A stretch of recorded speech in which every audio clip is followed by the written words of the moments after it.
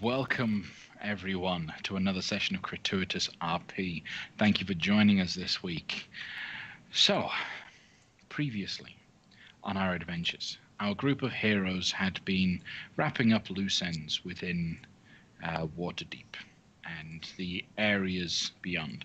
Last week, they knew about the plot of an attack.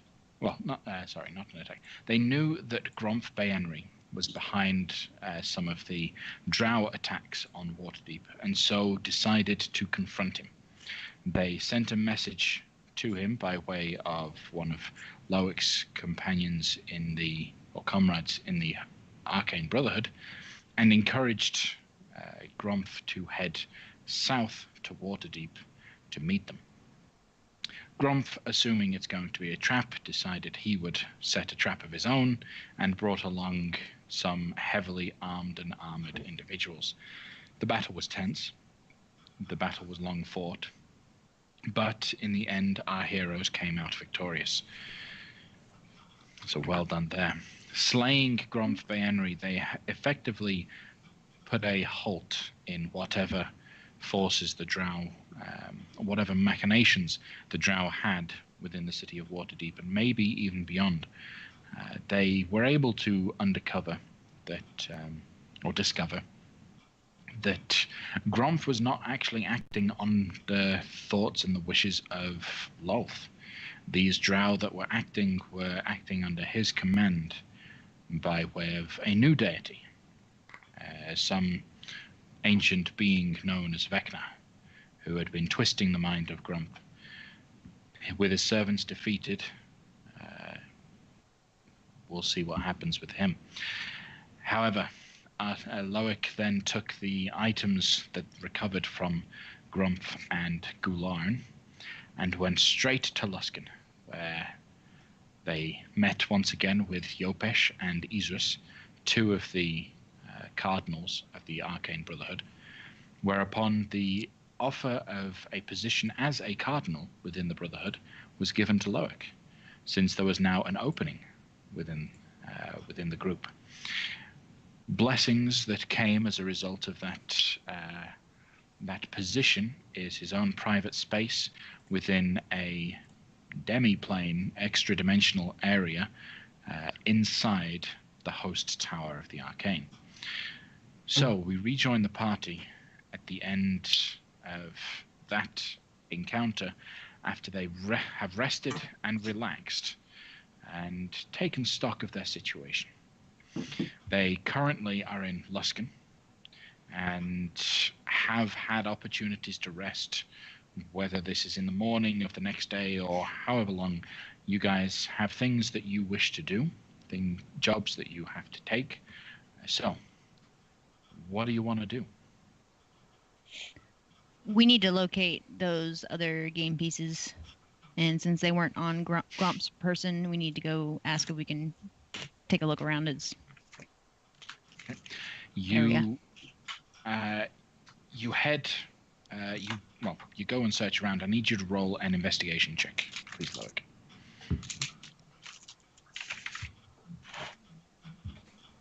Okay. After talking to, looking around in a bunch of different places, and specifically talking to Yopesh, you find out that the chess pieces were placed in the library as a replacement for the items Gromf and Gularn took out. So as you go up, you will be able to find a compartment within the library that has a locked box, a lead-lined locked box, where upon opening you can see chess pieces are in there. You close it briefly, unsure of whether or not people are able to see, but what do you do with these items in place? How many people with me? To the level in the library where the items are, no one outside the cardinals has access, or outside the membership has access. So it's you and Yopesh alone. All right. Well, Yopesh, do you want to come with me to talk to my fellows about what we have ahead of us? Of course, of course. Let's go. So, heading back to whatever inn or tavern you guys were sleeping at. Would it be all right if we all just did this in the first level of the host tower for the sake of non-detection? If that's what you'd wish to do. Anyone else have any objections with that? Nope. Okay. So gathering everyone up, you all meet and convene within the first level. The magical servants immediately bring around drink, food, breakfast, whatever's necessary to keep your adventuring hearts happy. So, let me begin by saying that Gromp gave the Brotherhood my piece, Lael's piece, and Taman's piece in exchange for the hand and the eye. So, it's somewhat dangerous that they're here, a little less dangerous than them being in a mystery spot. We'd have to give something up in order to get them back. Don't know if it's a priority right now. What do you think? I mean, I'm the only one that's that's in danger. Well, Yopesh steps forward and asks, the Archmage Gromf didn't really give us too much information about what it is, only brief glimpses into the power of the scry within. What is the danger behind these pieces?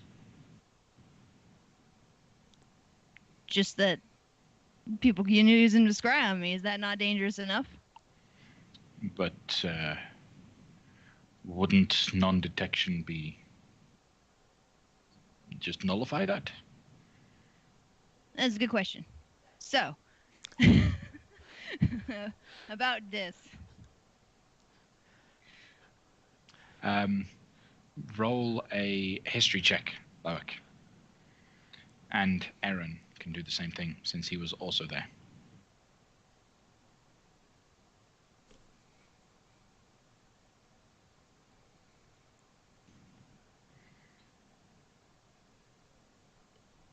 Okay.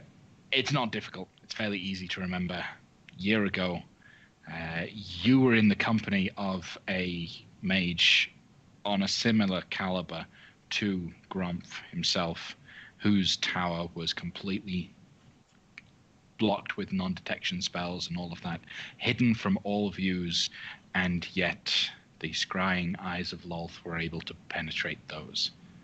In fact, Loic's first death was at the hands of drawing drow to that location because these tokens broke through the non-detection barriers. So you know that non-detection spells don't work. So it would behoove me, in order to protect the host tower, to explain that it gets past non-detection. Okay. But it only works if I'm there at the same time, right? No, so what you understand of these pieces, the fact that they look like you was purely a ploy by Lolth to be able to convince you to keep them on your person. She assumed that by creating a double of you, you would want to keep it close. All the pieces do is they become a focal point for her and anyone capable of using them to be able to scry the location that these pieces are in with perfection and beyond any barriers through whatever thing. So the piece that you have doesn't need you in order to work. In fact, anyone can scry on that piece and get past any sort of limitation. But my piece that I received from Gonadauer is not like that. Correct. Your piece is different. He doesn't have the same power. What? That's silly. That goes against my beliefs. That breaks my brain.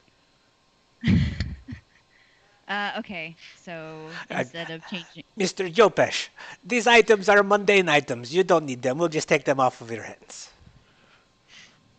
Roll a persuasion check.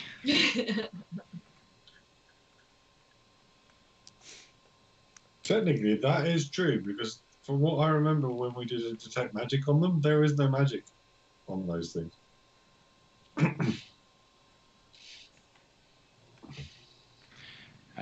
Okay, so you rolled a 29.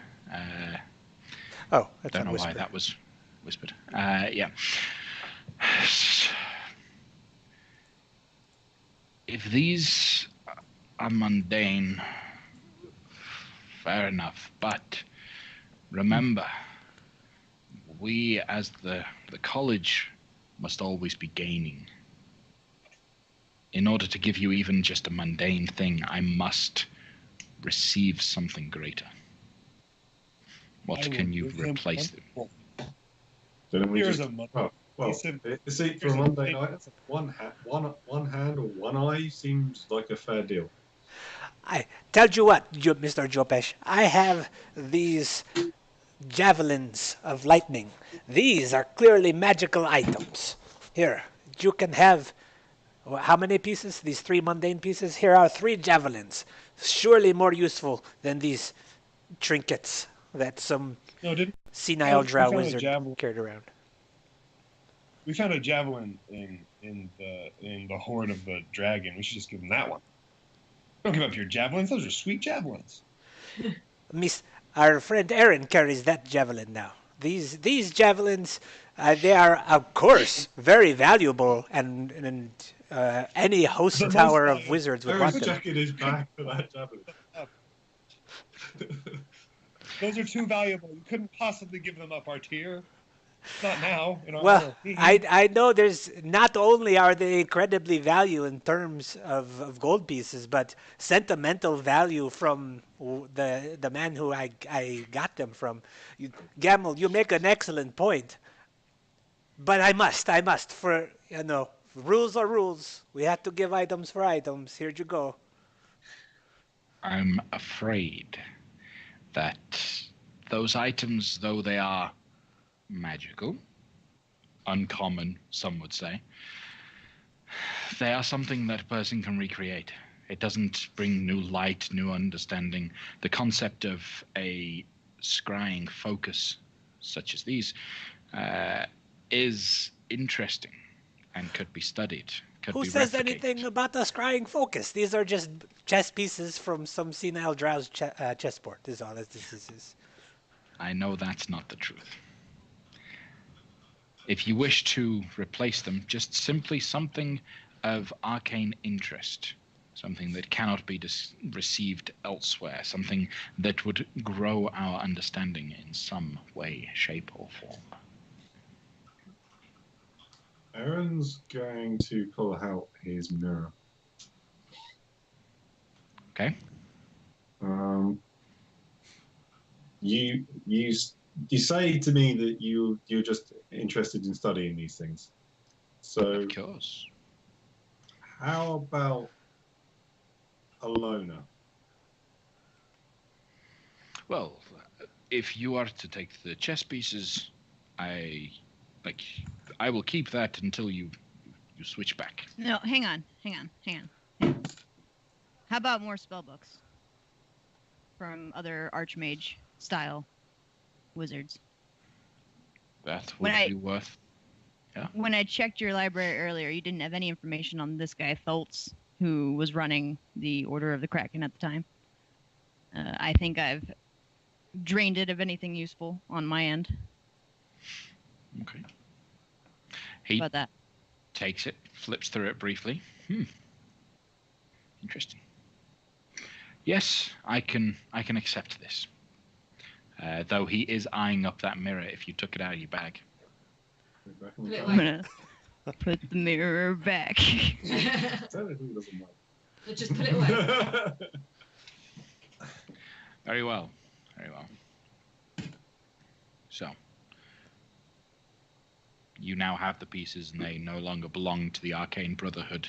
You can do with them as you wish. Thank you. Now we can move on to the subject of the Nine Hells, I believe, cleanly. Does Aaron, do you want me to hold those? Sure. Yeah. Yeah, Aaron will take the chess pieces and put them in his bag of holding. While they're in the extra dimensional space within there, perfectly safe from any scrying attempts. Okay. So Right, so how? are we all how's able to assist in the research in the library here for the Nine Hells trivia knowledge? Or is this something you have to do on your lonesome? I'm thinking that since we did them a favor by removing Gromp, you may be welcome to the lowest level archives, and there should be some anatomy books on devils. Right? Yeah, it's possible. Okay, can we study those books for some times? Anyone that wishes to spend time studying can do so. You'll spend at least an hour rolling checks to see how well your hour is spent. How long do you need, Lloyd? You said a 10 for preparation. Not. I was going to take the whole 10-day to just gain as much power as I could. Why? That's fine. I'm asking how long we've got for preparation and. We have all day. Whatever you want to do. Okay. Shall we? Are there plans to get rid of these chess pieces? No? I was thinking we could take today to do a little bit of research and study, and tomorrow morning when we get up, we can all head over to Council Grim and do that, and then come back the following day. It's good? Cool. All right, let's see what we can find out about some devils. Okay. Anyone doing any sort of research, go ahead and roll investigation check. I'm going to be off copying spells, but I'll bring something back, and I'll find a little table, and I'll be watching them as I... Can we make it with advantage because we have just unrestricted opportunity to look through and do some research, since we're not like crunched for time in terms of 1 minute or 2 minutes, but have a full hour to look? Mm-hmm. And even with advantage, you're struggling right now. Yeah, telling me. So many books, so many languages. Boom! Boom! Artair gets stuck on a picture book. I don't even know what this is. Specialist subject. Daneric finds a magazine about childhood stories about devils and demons and the evil Much more stories. interesting. Yep. Osrin doesn't find anything of worth, but Gamel, sorry. I changed my input. Sorry. Gamel does spend his time focused in the correct area of the library. He pulls out a couple books on the Nine Hells, on devils that are in there. One thing in particular you do find is a map. Gamma would be of the Nine Hells. Gamma would be looking for weaknesses so you can figure out how to like modify his equipment. But if he only finds the map, that's how it goes. Sometimes you find answers in mysterious places. You find base information that basically gives you the idea that there is a clear hierarchy when it comes to the Nine Hells. The more powerful the devil, the more power it has, and defeating another creature is law. Like, you can openly attack anyone as long as you win. If you win, no one will question it. If you lose, well, you die. And so as you make your way down to the lower levels of the Nine Hells, the more powerful devils become apparent and visible. But each devil has different kinds of resistances and vulnerabilities and immunities and such. One thing you can be certain of is fairly certain they are all immune to poison. And you can make a safe bet. You can make a safe bet that they're also immune to fire, since it's hell. Sure. Kind of hot down there, as it's wont to. There's that one cold part, though. At the very base. Yeah. So, that's the information you guys are able to gather. Aaron, however, goes naturally straight towards the monster manual of devils, and instead is able to find a bit more information about the devils themselves. At the top of the hierarchy, you've got the pit fiends, which are dangerous combatants. They effectively ruling class. Most of the foot soldiers, though, are the lesser creatures. But while they're lesser, they're still very strong. They pretty much all have resistance to magic. All of their attacks are going to be magical attacks. And they're all physical combatants. You're not going to find any... if you find any ranged combatants, the chances of you finding a spellcaster is difficult unless it is a pit fiend, which is capable of... and you find this interesting tidbit of information. Pit fiend is capable of casting fireball as if it were a cantrip. At will, just as much as it wants. That's scary. So that's the place you're headed. So fire is not our friend. Nope. But cold isn't going to help you much either, as all devils have resistance to cold.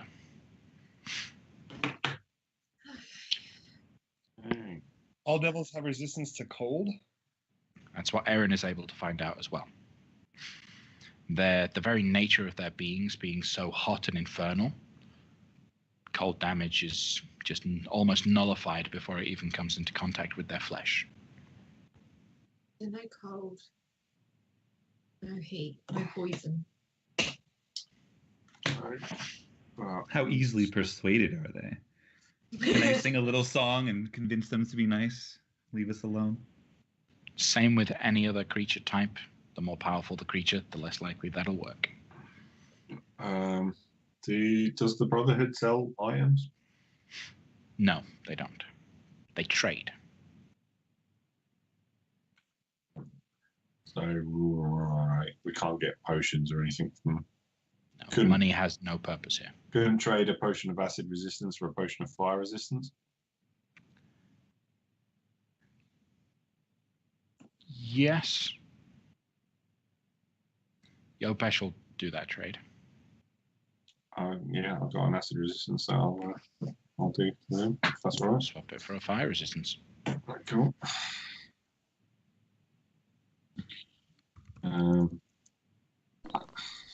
Let's see if there's anything. How many of those would he have? One. Do we still have... Okay, I was trying to think about the whole party here. do we have... I don't know which of the dragon masks we still have with us, but if we have the red dragon mask, if that was one that we still had. I'm wearing the black one. I have the green one. Loic has the red one. Okay. Only Aaron was bright enough and altruistic enough to give up his mask. You gave up the white one? Is that right? It didn't really benefit me. If I'm mettering, it didn't benefit me at all. So it was better to keep them separate in my head and keep one safe. Keep a secret. Oh, no, I can't. Never mind. I don't know if I know that yet. What are you thinking? I'm thinking maybe we shouldn't wear dragon masks in the Nine Hells specifically. You don't know that. Roll a history check. Let's see if you know where Tiamat is. Okay, yep. You know that Tiamat is on the top level of the Nine Hells, imprisoned on Avernus. Okay, so one level above us, where we're going. One level above where you want to go. Heads up on that, guys. Literally. Are we going in looking like ourselves, or are we going to go in disguise? Well, I don't think a disguise is really magical disguise isn't really going to work on most of these things. Mr. Jopesh, Yes. our wizard friend tells us you will be coming with us when we go into the Nine Hells, or we will be going with you. Or you're going to be sending us to a contact. Yes, I have a contact that I do regular deals with, regular transactions, and I will transport you with myself to this, to the city, where I will introduce you to Ergul, and he will help you, guide you, but I will have to return here. There is far too much to do with reorganizing the Brotherhood for me to spend too much time. However, Ergul has methods of contacting me should you need a way to return from this and cannot do it yourselves. What kind of leverage do you have on this guy? What's keeping him loyal? Business. But we give him good business. It's not something that he would lightly shirk. We give him good business. As long as we are profitable for him, he will continue to aid. I don't see any reason why he wouldn't help you. But if you ask too much of him, he will start asking for price.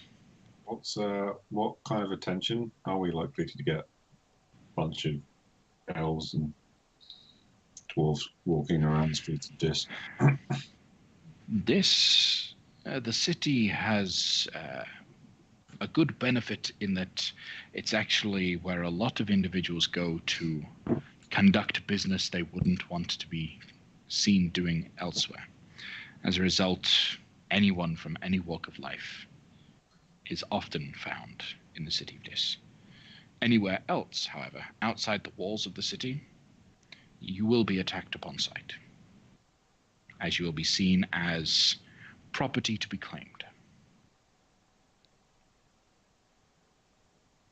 You are very, very kind to be doing this favor. Can I ask you, what is it about our wizard friend that warms your heart to do these generous things for us? Oh, it's quite simple, really. I understand he has a project he is working on, and I will help him finish this project if it gives me even a glimpse into the insight of what it takes to complete it. Do I believe him?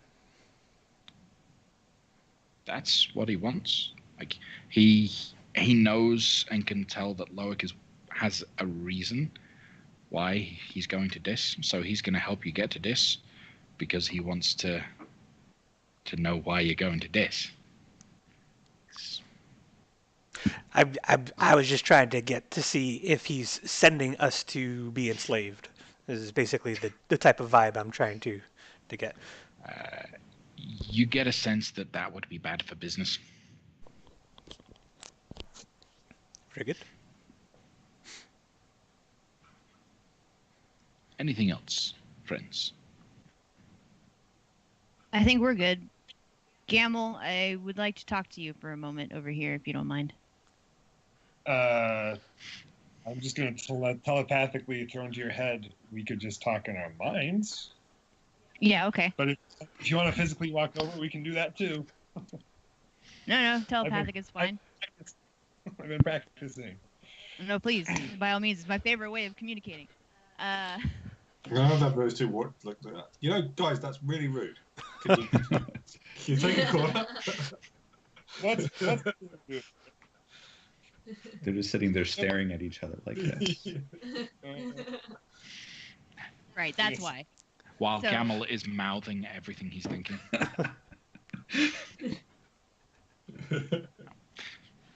So, I came upon this ring from Fang, or Once Upon a Time Drow Friend, and it's a ring of mind shielding, and they're notorious for capturing the consciousnesses of whoever was wearing it upon their demise.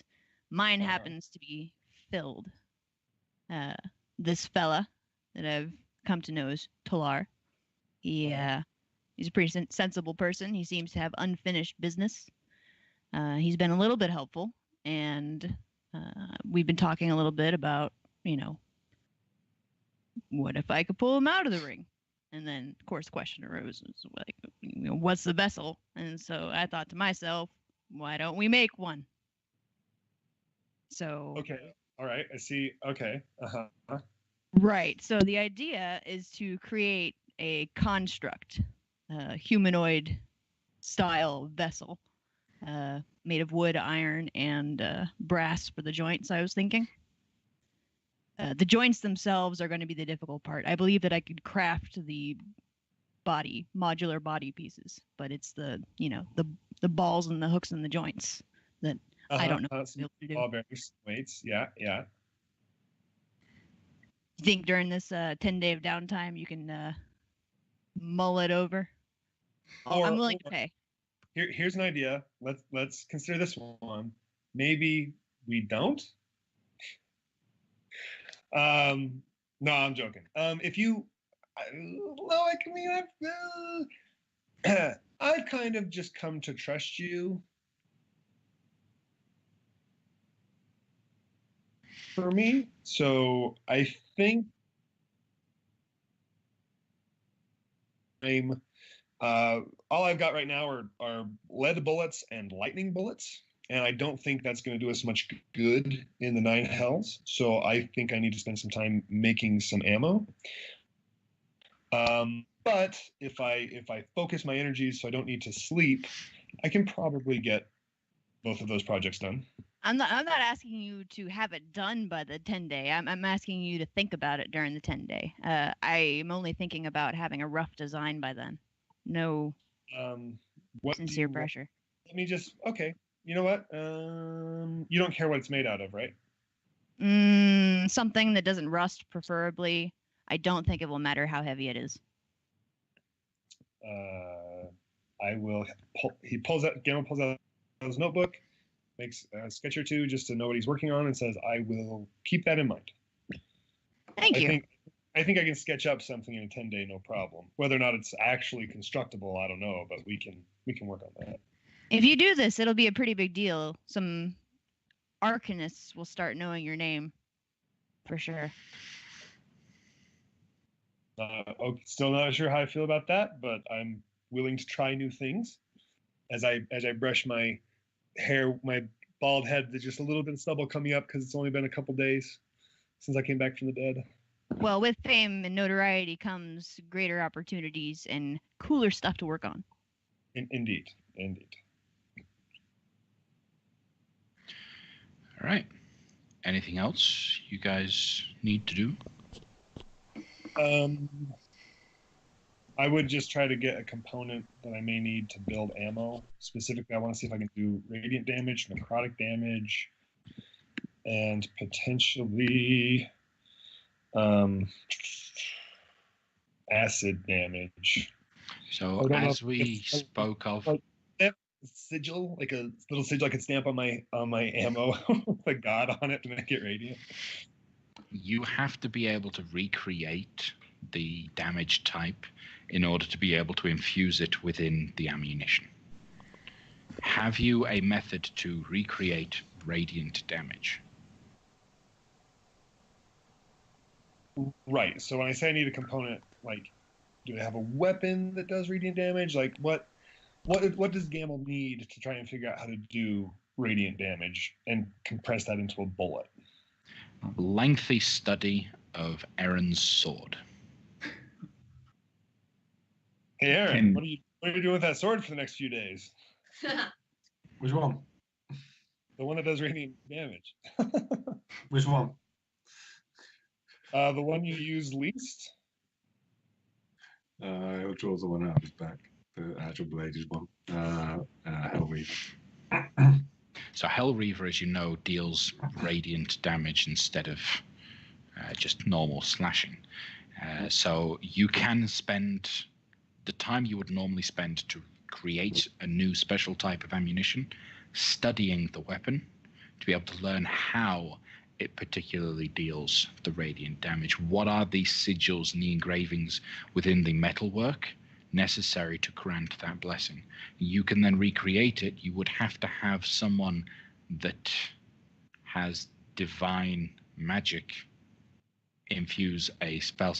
Cleric. Yep, cleric, paladin would work as well. To be able to expend a spell slot to effectively lock it in. But So while Matthew absolutely doesn't know this, we'll assume Gamel does. He'll just ask to borrow your sword, and Gamel's good to go. Yep.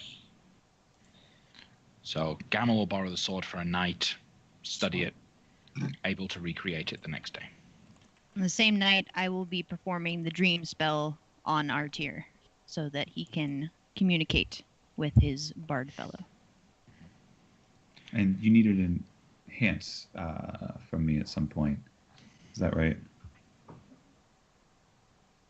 That was if we were going to get a scroll. Artir did on a okay. But we don't need that now. Cool. If it is in the evening, then I will say, look, is now a good time for to send a message to my bard? Yep, you got it. I was just coming to get you just for that. How does this work? What do I need to do? What should I expect? Well, he's got to be asleep, so we got to wait until, I don't know, I'm thinking around midnight is when we'd begin. And you will enter a trance-like state after I cast a spell on you, and you wait for him to sleep, and then once he does fall asleep, you two will be connected in the mind. You'll be conscious, he will be unconscious, but he will perceive. You remember when Clouth met us in that dungeon in our heads? Okay. The question, real quick, that I have for you is, how are you able to grant Artir the ability to use Dream? Does it not say I can touch a person to become a messenger?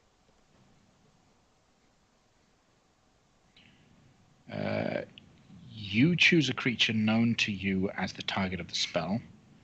Target must be...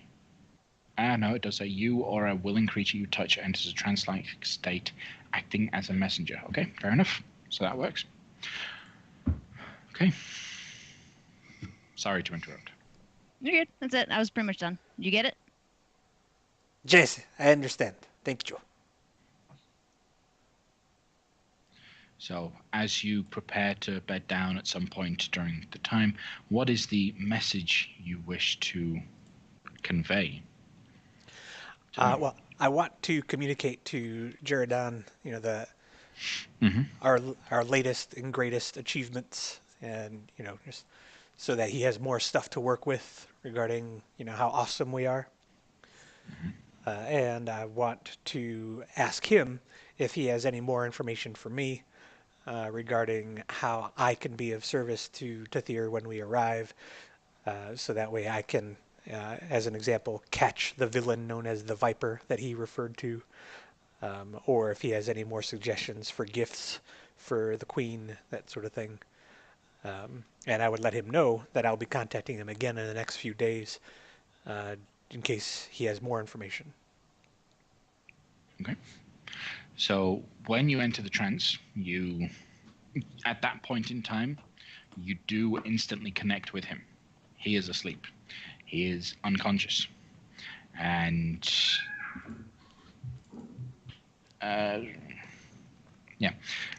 you push your consciousness into his. You can shape the dream completely. Mm-hmm. So what are some of is it just you and him stood in a room, or what are you creating for this dream? And so I recreate the tavern that we were in. So I guess that'd be the Yawning Portal in Waterdeep. Okay. And I say, Jaredon, how goes things? It's going well.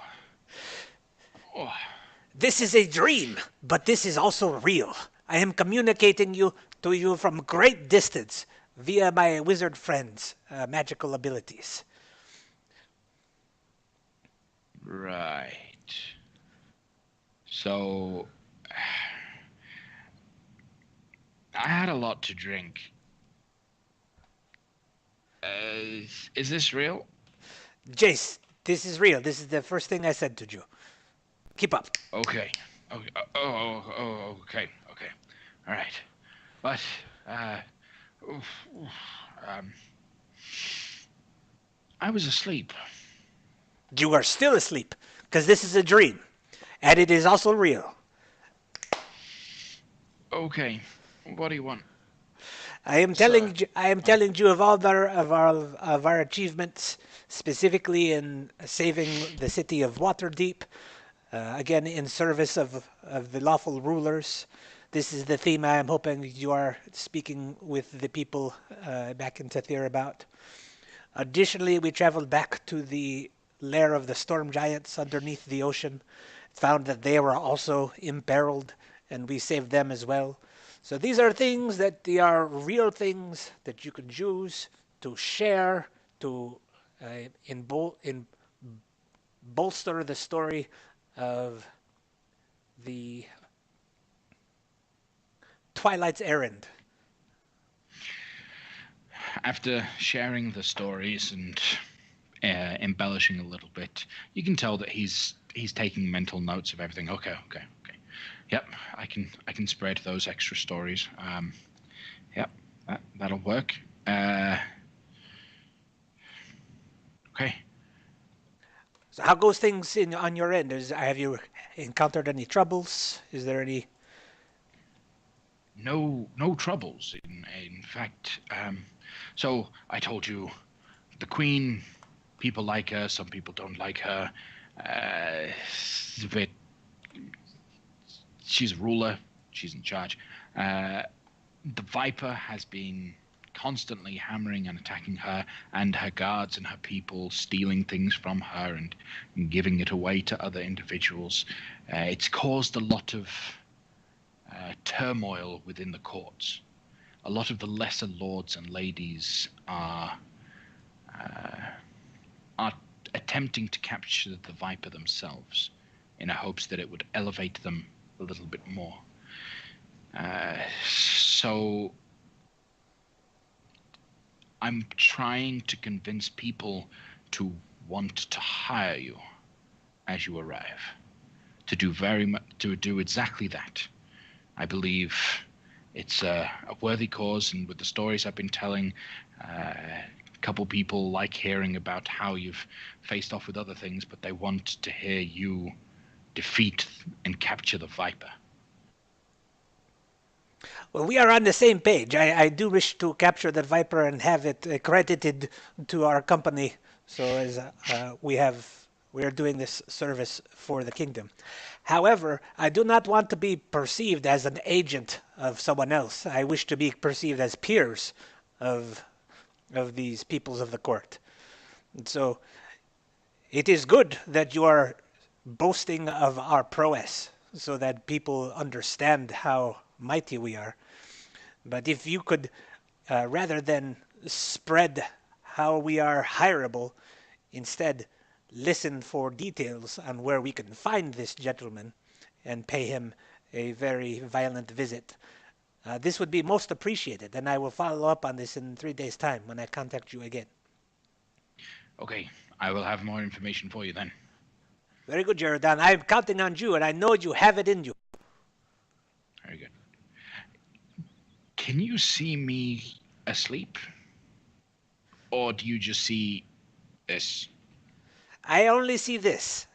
This is all under my control, though, so if you wish to see something else, I could make it appear otherwise. Oh, we're okay. Okie doke. Okay. I will leave you to your normal dreams now. Take care. Thank you. And immediately he's gone back to sleep. A heavy, deep coma. And the spell ends the information you have gathered. Okay. Good. What else are you guys going to be up to? I think that's it. I think. Oh no, just Dandrick's going to spend nights in the churches. He feels particularly pious in light of recent-ish revelations. So he'll be doing his duties with Cell Unit Night. Mm-hmm. But nothing urgent. Okay. So, are you all headed to this? Is that- Gauntlgrim. Oh, you're headed to Gauntlgrim first. Mhm. Okay. This is Alright. the And There- how are you headed to Gauntlgrim? teleportation circle. Everyone? Yeah. Alright. So, using the teleportation circle that Loic got access to a while back, you step through, find yourselves within the vaulted halls of Gauntlgrim. And for visual representation, move to some images of Gauntlgrim. As you arrive, the city appears to be just as it always was, big, prosperous, functional. Everything seems a little bit calmed down more than it was previously, because last time you were here, they were dealing with Imrith, and the attack on the Primordial. Everything has returned to normal. People are happy. People are having a good time. Very quickly, as you step out of the teleportation circle, you're greeted by an emissary, one of the dwarves, Kopek, if I remember right, was the one that greeted you last time. I think so. And he immediately welcomes you and is... nope, Kopek was a different one. Anyways, too many dwarven names. Kopek was with the up by the Fire Giant's stronghold, Citadel Felbar. Here we go. So a small, unassuming dwarf approaches you, knows each of you by name and reputation at most, except Osrin, as the new member of the group. Come, please, let us follow me. The lady is waiting for you. As they lead you away from the teleportation circle, you march through the merchant district, the large open area where you've done a lot of shopping before, and off towards, spiraling down towards the chamber of the king, where you've had audience with. Is Yeah, the king not at home? he is. He's just he's busy right now. He's got other things that he's concerned about. The lady will be dealing with us today. Can I ask She's holding court. which lady are we talking about? The lady, Catty Bree. She is holding court today, and would love for you to. Forgive me. The last time we were here, there was another lady in the court, and that didn't go so well. So I just wanted to confirm. Yes. I heard about that. Yes. Okay. So please follow me. Wind you down to the audience hall, whereupon stepping through the huge vaulted doors, you see there are a few members of the dwarven culture all in court, speaking with Catty Bree sat on her father's throne. She's obviously dealing with minor disputes. Someone recently had to deal with a demonic incursion from the Underdark, and it caused some problems to his business. So she's helping deal with that and arranging a patrol that would help them cover at least protect the city, investigate the demons that had attacked, and so on.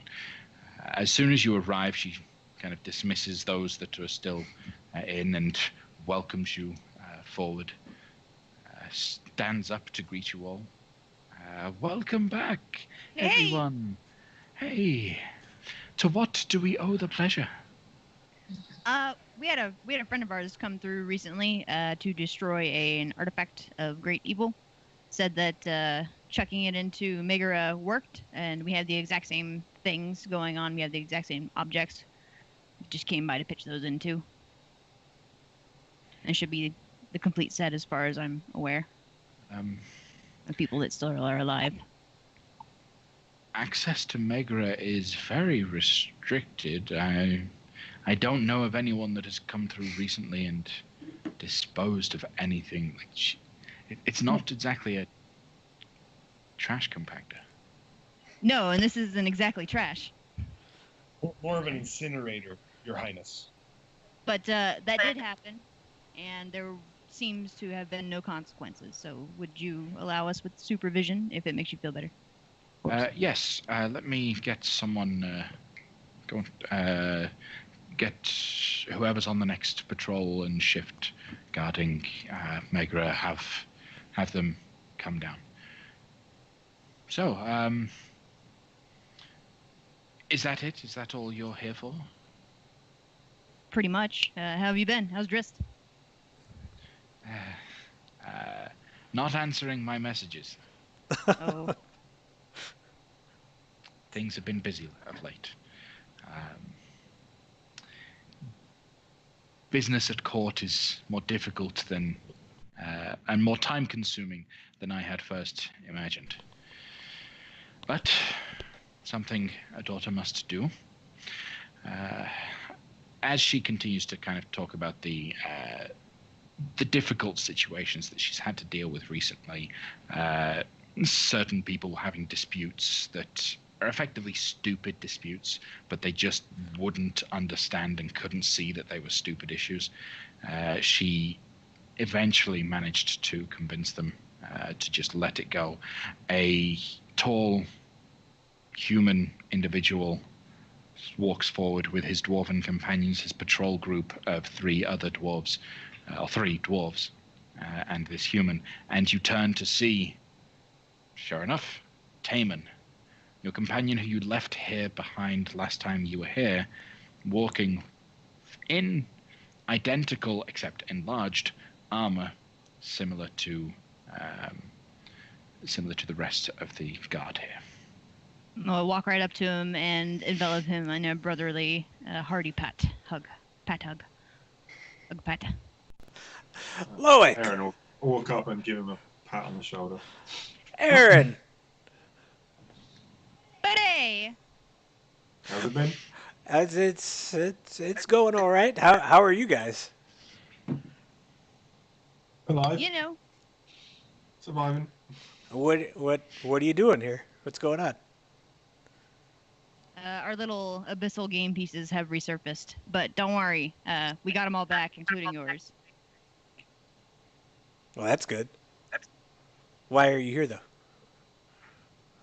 We're gonna destroy them. Oh. Apparently, throwing them into Megara works. Someone's already come by and done it. Oh, really? Yep. Okay. Don't worry, it was friends. So that should both explain why you maybe didn't catch them and why it's okay. Can you go into detail about how you plan? Because, all right, Loic, you're very knowledgeable and you're a very brilliant wizard. But as far as the caretaker of Megara, it's important that she stays asleep and just not disturbed. So can you tell me what you plan to do with her? Because we don't want to wake her up, for obvious reasons. We'll just go to whichever forge is available at the moment that is connected to her. There are many. And put it in there like you would anything. And we'll do one at a time. And hopefully, don't put the other one in until you see the other one disappear completely. And just do it carefully like that, and I think that'll be fine since she didn't wake up before. And if she does wake up, then I'll talk to her and see if I can't. So I look. Tell her what's up. I, as Taman, look to Caterbury and say, "It is as you command." These individuals are trustworthy. As long as you supervise them and can assure me that there is no pressing danger of Megara waking up, then by all means. As you wish. Escort them before your shift starts. And I'm like, so, Taman, let me introduce you. Well, you know my wife. And Gamble, of course. But, Danric, we rescued, and Artir just flew in at some point. I forget. This is Taman. He was part of our party.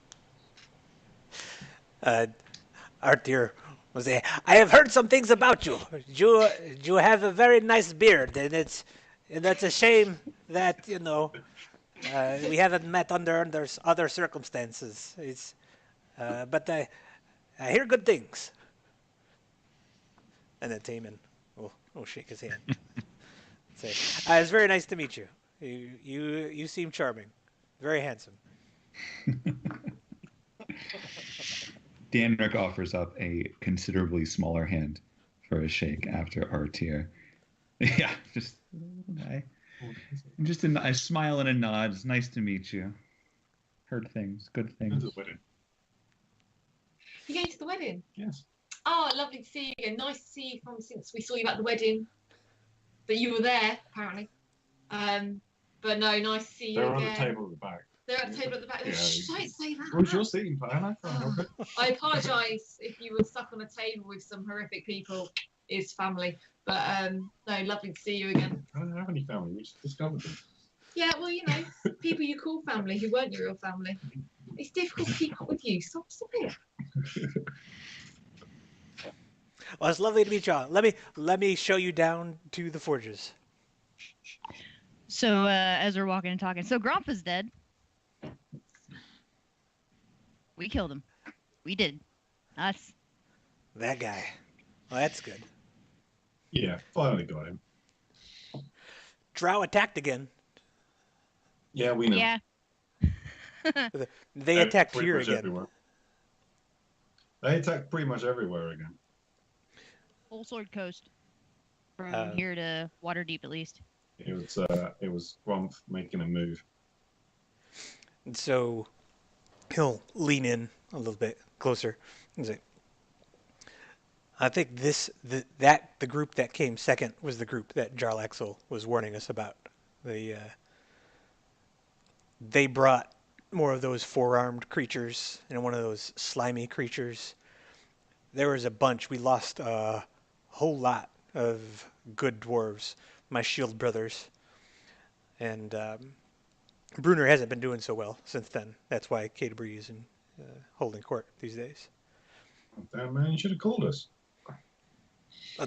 This is what I was here for. They were coming after the primordial, so that's why I stayed back. And there we go. Looks like, I mean, aside from all the dwarves that died, at the end of the day, Megara is still safe. How long ago was this? It was maybe 10 day after you guys left. Oh, that quick. Okay, because this attack, when was the attack of Waterdeep? It's only been... In terms of time difference for you guys since you left Taman, it's been, I want to say approximately 2 months, Wow. give or take. Okay, so... And it's only been a couple days since the attack on Waterdeep. Took a whole 7 days to get to Newport from Constable. So right around there. Well, they just made an attack on Waterdeep not days ago, and then an attack on Maelstrom. We managed to get there, by the way, and we stopped in Wrath. And we killed the leader of the fire giants as well, and sent the tribe into exile. We've been busy. Miss you, buddy. Although I am sorry to hear that all the dwarves got killed. Nobody I know, right? Probably not. Oh, okay, that's good. Have you seen Liao? Has she been here since we left? Nope. She left us rather suddenly to take care of her mother, we think. She didn't say much, she just had to go. Haven't heard much from her since. There was a drow that fought on our side during the drow attack on Megara. But if we had to guess, I didn't see him, but it seemed closer to the description of our friend in Luskin than anyone else. Yes, about. At about this time, you guys arrive at the lower forges, closer to the actual heart of Megra herself. Access to the actual focal point where Megra herself is contained is very difficult, but there are some forges that are right close up to her that are close enough to satisfy your need. Heading to an empty one, the forge has been lit, is always lit, ready to be used for you to throw in the... Everyone's going to look around. It's going to be a little apprehensive because he suddenly realised every time he's walked into this chamber, he gets into a fight. It's going back to back.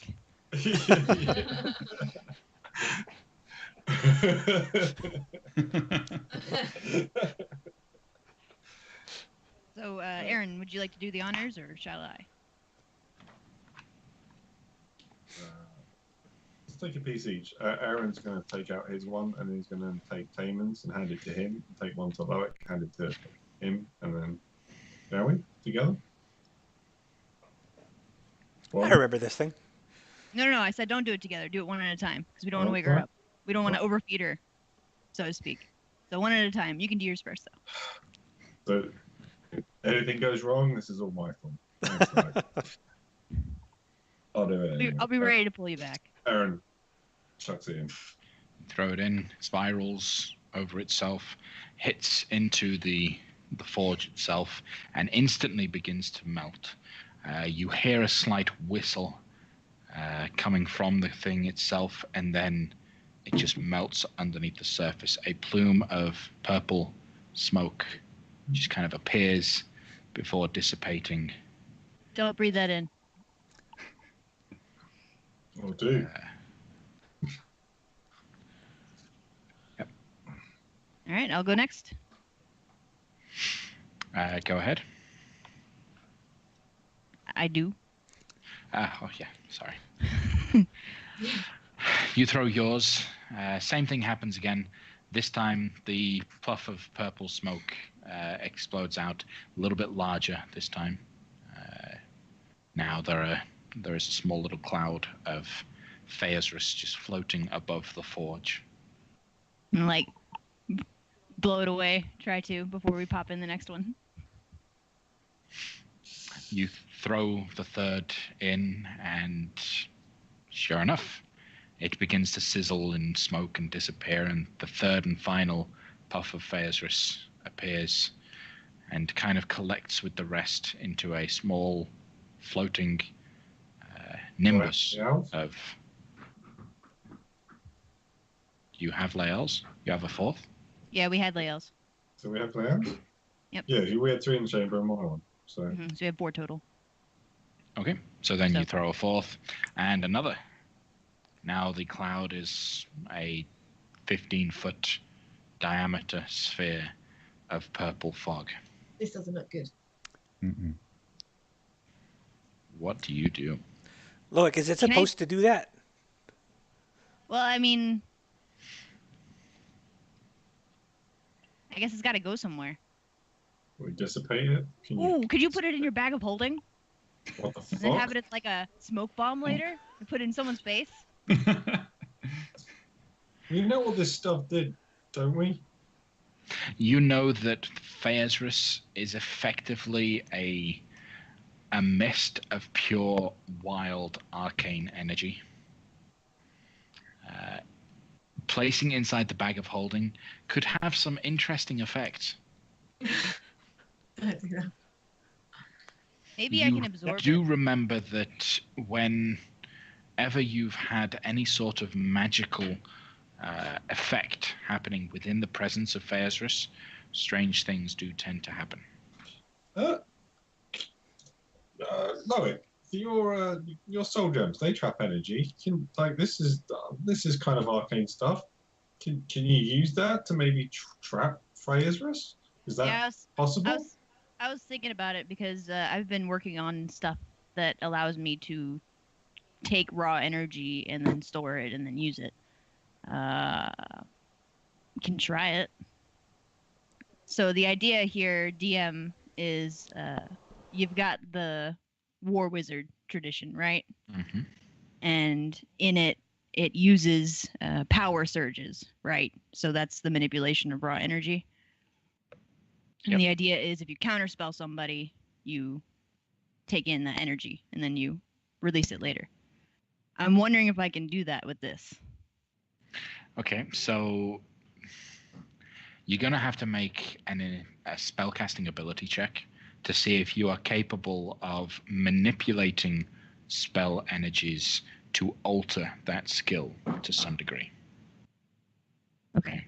Because you're not actually counterspelling, and you're not straight up dispelling magic, as it were. This is a physical manifestation of magic. So it would be a little different, but go ahead and give it a go. So that's basically just like a cantrip attack? Yep.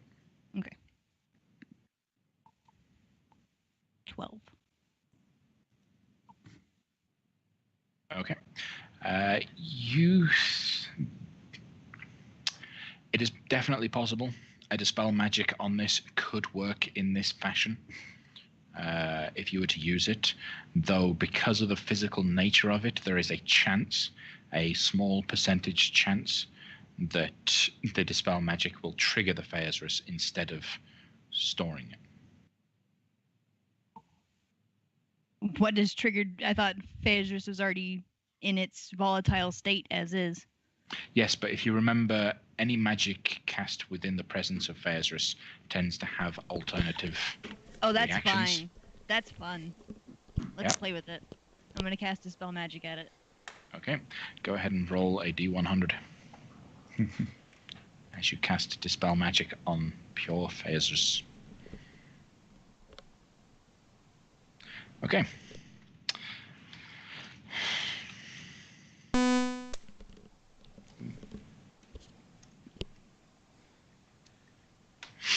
As you push out the force of energy, you do feel a pullback. You can absorb the energy. However, there is a little explosion of arcane essence. I can take it. As any water currently carried by you, so your rations water, turns to gasoline. That'll be Ooh. very fun next time I pop that cork. How much Yep. water are you currently carrying? A water skin. A single water skin. Seen one. But you now have absorbed that, as with the power surge ability of the War Mage. I feel a little funny. Feel powerful. Not haha funny. Like weird funny.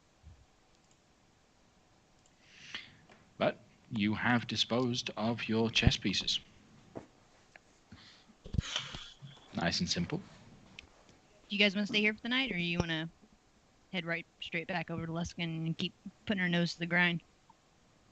Well, I've got some smithing. Do I know enough about the radiant that I can smith some stuff and then have Danric seal in the radiant energy later? Yep. Because I'm in a smith's paradise right now. You really are. Yes. Yeah. So if you guys want to hang out here for a day while I can work, I'd get probably a lot done in a day. Yeah, I'm right with that, and we can head back at dawn. Okay. Well, if we're just going back for research and we got a 10-day, we've obviously left the kid in Waterdeep. Can you all right sending us back? For a We couple can do that. whatever you need, so we have some time Yeah. before we head out. You can come get us. Or you can bring the ship to Luskin, if you like, from Waterdeep. We can do that. Yeah. How many days would it take to get the ship to Luskin? Along the edge of the Sword Coast, traveling at its fastest speed. Let me look at the map.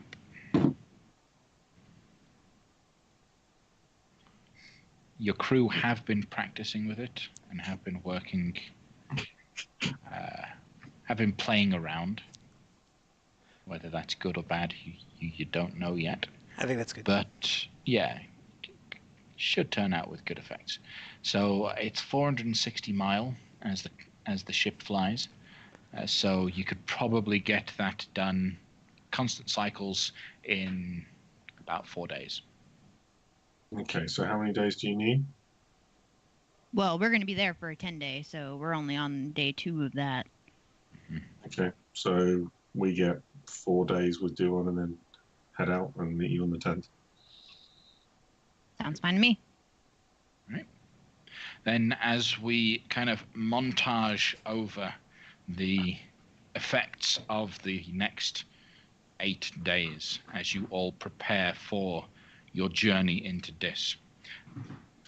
Gamel, you are capable of finishing your preparations for the ammunition that you need. You have also had time to sketch up plans for Loic's side project. Go ahead and roll a tinkerer's check or a smithing check to see how well your ideas pan out.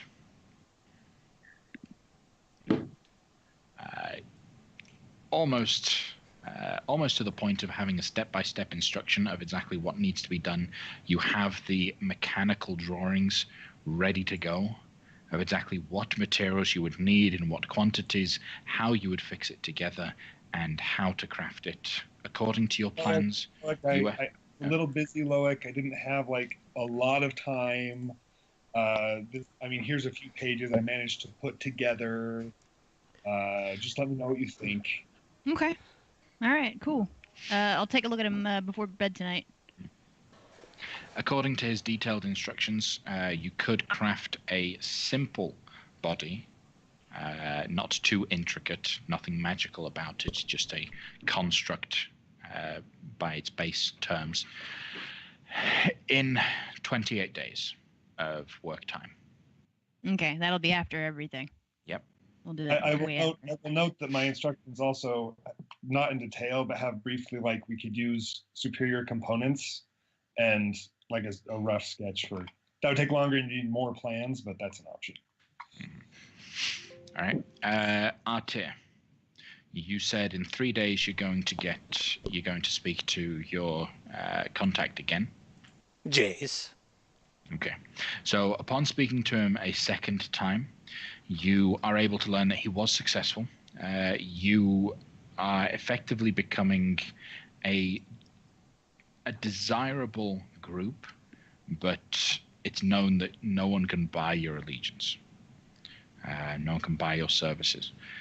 But you are a formidable group. That will build infamy for both good and bad.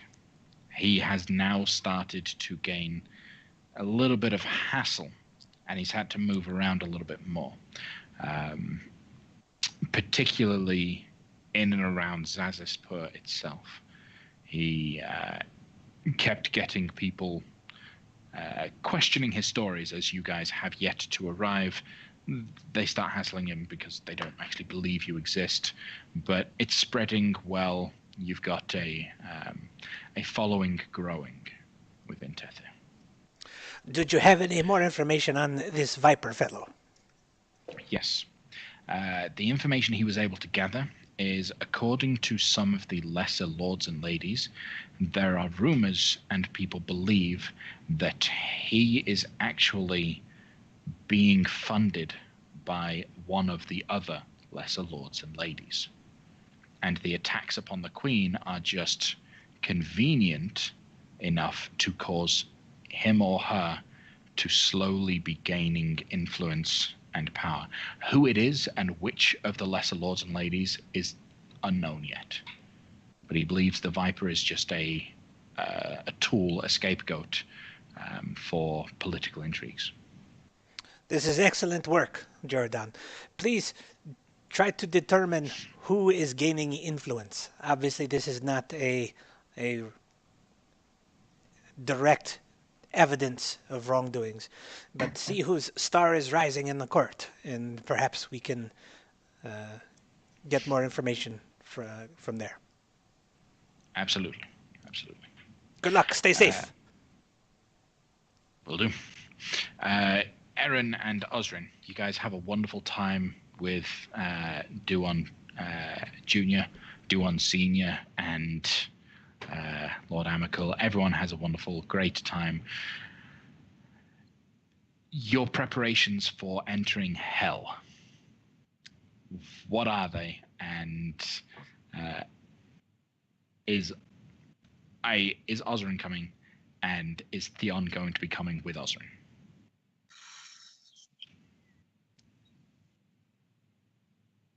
This is done. This is.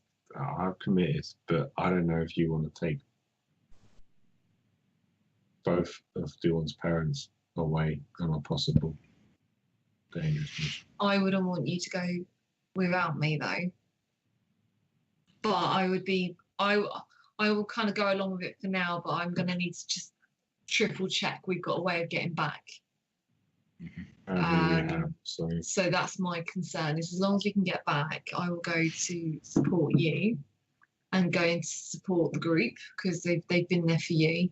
But I'm going to have a bit of a cuddle and a bit of a cry, and I won't be taking Theon. You don't take Theon? I don't think I will. I'm not sure. Do you take Theon? All right. I wasn't going to take Theon. He starts whimpering. What does Theon want to do? I hold out a treat in one hand. Are we there, or are you guys having this conversation like at This night? is just them in their own home, back in Waterdeep. You are either still in Gauntlegrim or you went back to Luskan. All right, Theon.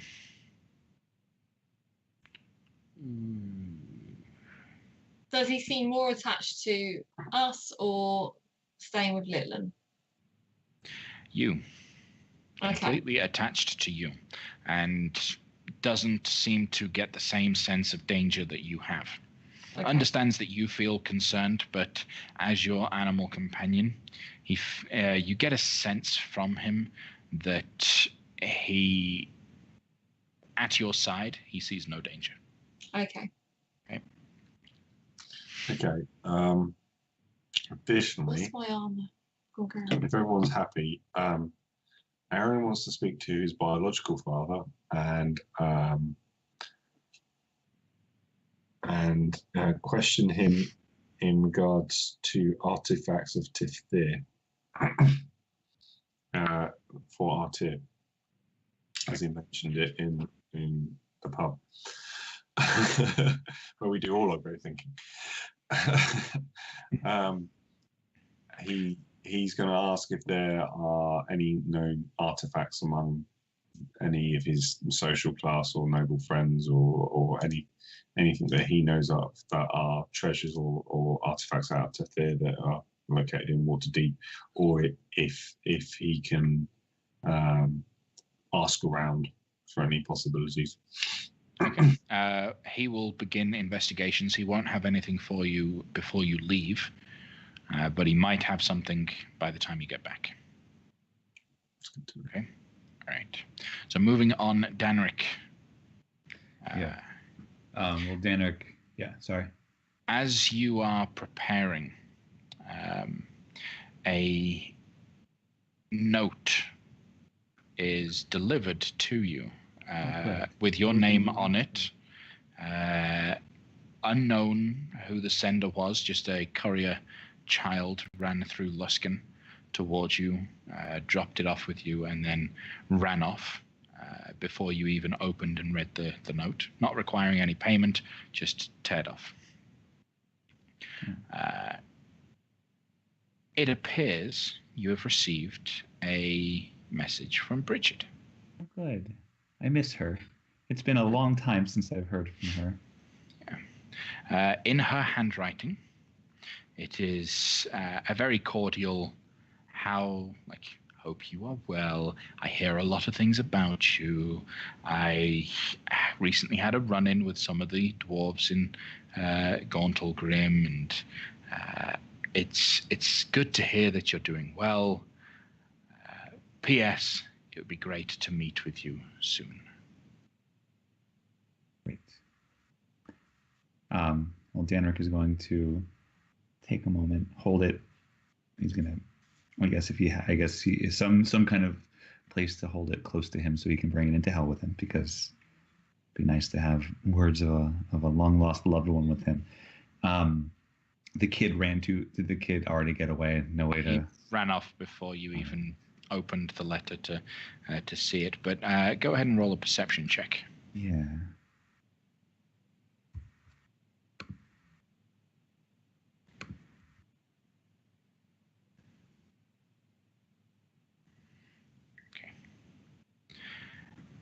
As you kind of hold it close to you, yeah, your body heat starts warming up the paper, and the ink begins to shift.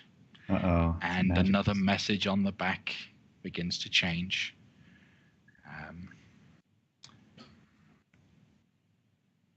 I don't know where I am. I am being held captive by a giant in his castle. And I just managed to get this message out to you. Please find me. Now, you don't know if that is actually her or not. You don't know the situation. The handwriting looks like her handwriting. Okay. How long before our actual departure into hell did this come? It arrives a day before you're due to leave. Okay. Well, this is tricky. I think I'll see if maybe someone from the group can help figure out where this is. And we can't help her immediately, but we gotta help her. I mean, maybe Loic can figure out something about it. What was that you said, Gamel? To be clear, this is your long lost love, or just the love of your life, that kind of thing? All of it, all the above. Yeah. We were romantic, religious pen pals, essentially. But yeah, I guess I'll go to the temple first to see if there's anything there that can kind of give me a tip off to where this came from. But otherwise, I think Loic might be able to help identify where this the origin, if there's like maybe a magic tracing on it, since there's some magical elements to it, since the letter had an encoded message on it. That could maybe help us find out where this is and what's going on. Giants are involved. They don't like us, so. If I get the idea that it's magical either from him or from the paper itself, I will go ahead and identify it. Mm-hmm. Yes. You are able to identify and note that this is a particular kind of parchment with the ability to simply convey a hidden message that reacts upon certain circumstances. This one reacts to heat, just nice and simply. You go ahead and roll a history check or investigation, as you have a library that you can resort to. Okay, 23. You start looking around and asking to figure out, okay, what are some evidences of this kind of thing being done recently? Who does it? Where? You are able to narrow down that this particular magical item hails from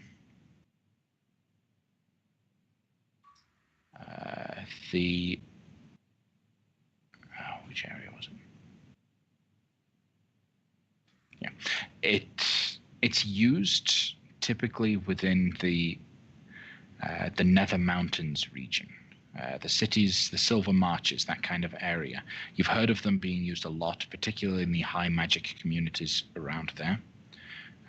this item would have come from there. You might be able to ask around in any of those locations, Silvery Moon being one of them, as a good resource that you could inquire about this or any information about this supposed giant castle. Last thing I heard about the Nether Mounts is that the Zolorans had taken up temporary residence there. Mm-hmm. That doesn't sound good. Nether Mountains does not sound like a good place. It's a neutral place. It's just a place. Just has a no place. feels. The places are place. It's the people who are there that are really the problem, I guess. Yeah. Right. Well, presuming this information is this passed on to me as well. Heck yeah. You Okay. see, you can tell by the tiny bits of wool that are in the pieces of parchment itself, this particular wool only comes from this particular sheep, which is grown and raised right here. Well, I hate to pull the group, but when we're done with our business is there any way to communicate there, to speak with anybody there from here without being noticed? Talking You know about more her. about this kind of stuff. Yeah. You know more about this than I do. Could see if, I don't know, Aaron's mirror would be my go-to thing typically for this. Yeah. And may be able to charge it, but I don't think I can charge it within 24 hours. Right. How long will we be in dis? Hopefully only as long as we need to be. Oh yeah. Hopefully. Okay. 5 minutes, in and out. Yeah. Time we were does move linearly, though. Yeah. It does. Okay. I just want to get a message to her to let her know that we'll be coming. Okay. We need Gamble for this. Okay. I am in a forge somewhere because with the 10-day, I made my radiant ammo, and then I realized maybe I should make silver radiant ammo as well if possible. So I'm trying to recreate it with a silver bullet. Don't know if it's going to work or not, but that's what I'm trying to spend my time. Well, if Danric hasn't used his magic to help you finish your radiant bullets, he might withhold that, just to make sure we get this that he needs as well. Well, I thought we finished the first one in just a couple of days, and I'm working on the other one. But Well, then for your other one. You're all in close enough proximity Yeah. that getting your help with this is not going to hinder your ability to craft your stuff. well, my real question is, I want to craft like 18 pieces of ammo. And I know you're not going to allow me to do that. So how many You can- different kinds of ammo can I make? You had 10 days, right? Right. You used up one researching how to put radiant damage into the things. So you have 9 days with which you can craft a different type of damage ammunition. So, and it's, as I think I said previously, 1 damage type per day. That's right. And you've also said I could craft that during my 8 hours of rest if that's all I'm doing, just Mhm. lightly. Yep. So if that's the case, I just like to make 8 other types of ammo and not sleep at all, just work on stuff. You aren't as productive during the days that you work all night and sleep. So in total, you will get 11 different types of ammunition. Okay, so I'll take radiant, silver radiant, and then in our short break, I can talk about the rest with you. Okay, cool. So at which point you do have enough time to help out. Loic, what is your thought and your plan? Gamble will just need to have you do your intimate mind thing and get a face from Danric's head into my head. Can you do that? Ah, Danric, can you think about Yeah. Bridget? Absolutely. Okay, Constantly. not too much there. I don't want to These be you thoughts give are them- pure. in front of her. as you- give me as much detail as you can make out, all of it. Danric, go ahead and describe Bridget. Because this is the first time I think anyone has actually heard anything about her other than her name. Yeah, Bridget is a wonderful, beautiful little halfling, fair skin, auburn hair, bright as the moon. She has been, I mean, by now it's been long enough. I know she was intending to join through the church and hopefully become a silver star. So by now she might be, and she might be adorned as such. But she's got a fresh young face and green eyes. They sparkle with the light of 1,000 stars.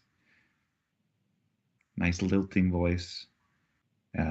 Surprisingly not as high as you'd expect given her general look. Mezzo soprano, not low, not high, just right in the middle there. And a smile that lasts for days. Do you know what her greatest fear might be? Oh. Or something that she would be fundamentally petrified of? Probably.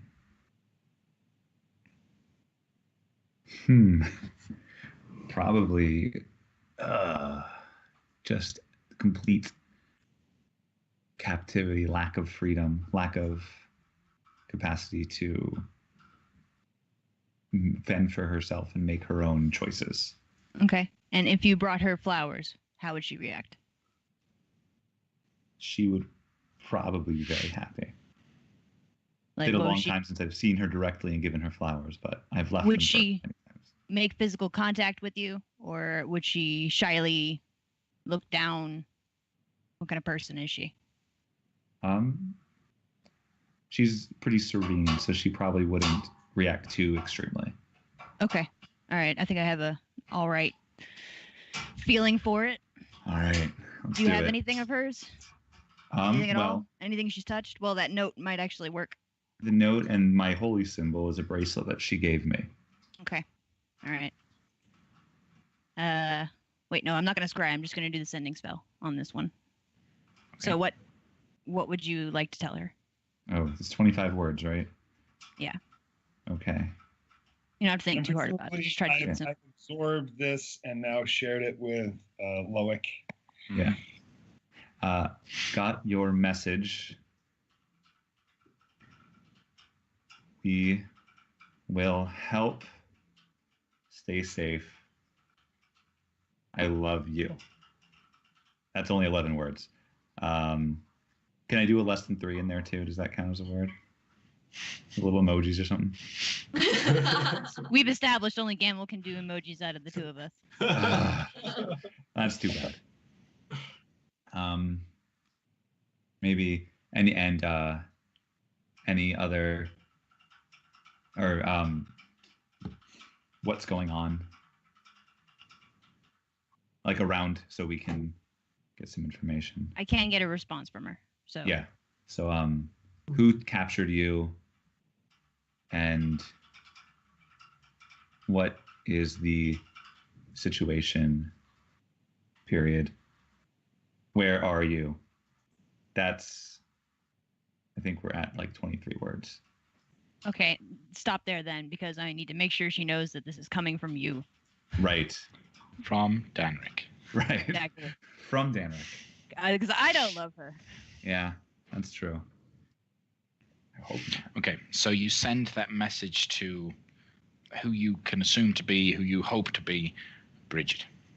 Yeah, hopefully I'm not getting catfished. The message gets sent. A moment later, you get the response, because you can get a... right? Yep. They can answer in a like manner immediately. So,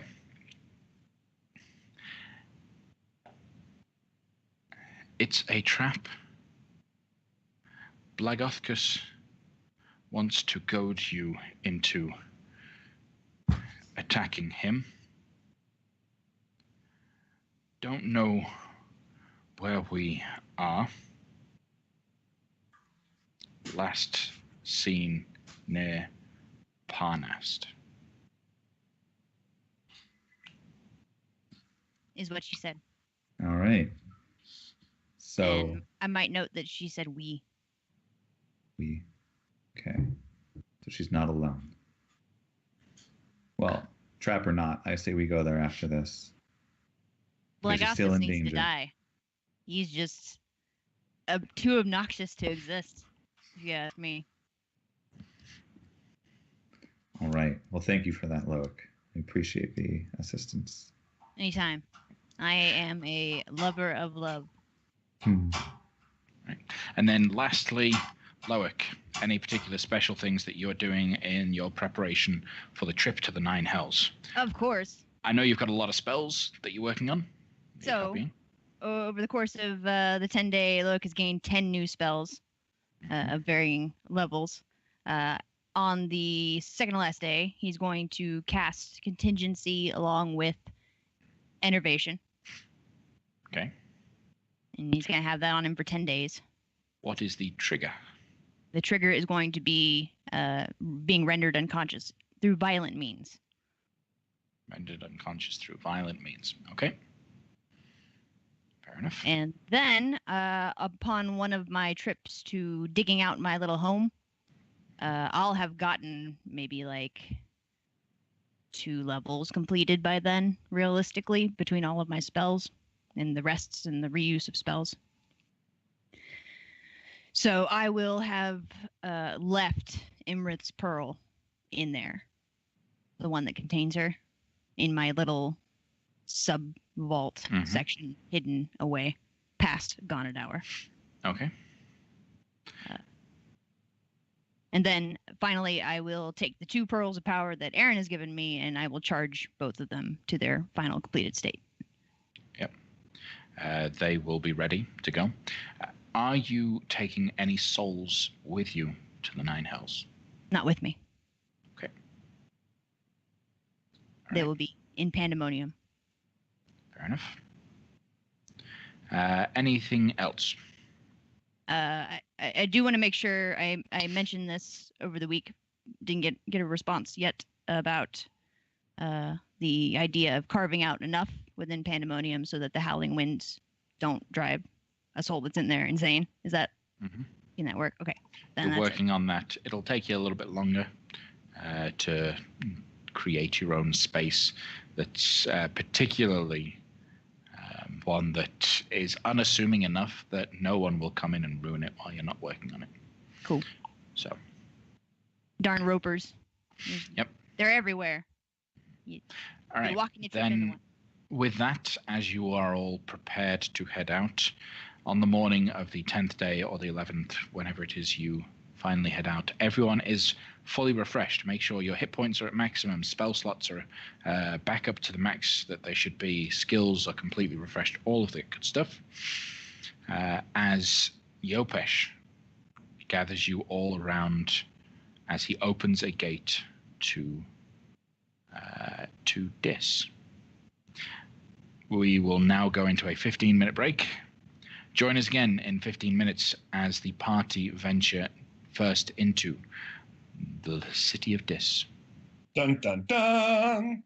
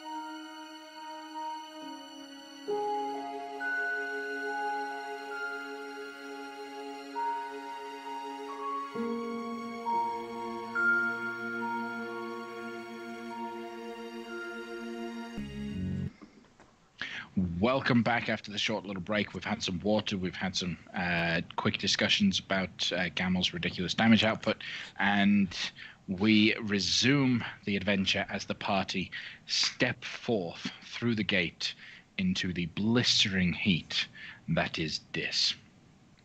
Spread out before you, upon the moment that you first enter the city, is a huge open marketplace.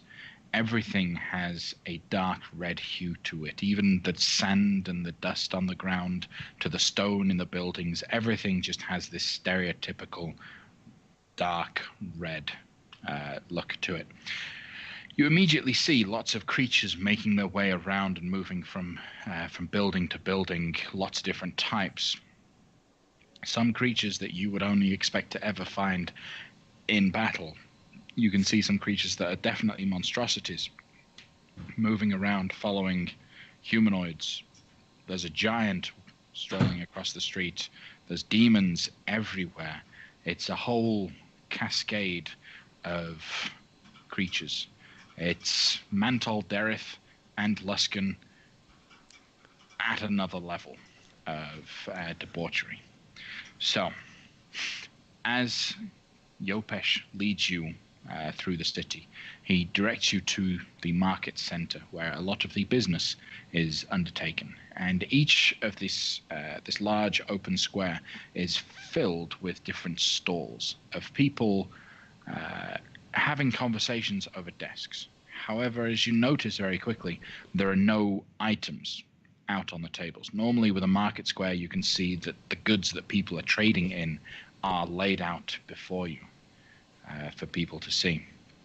There are no goods visible that you can actually inspect as you approach. He leads you to one of the quieter sections of the market off to one side and introduces you to his friend Esgur.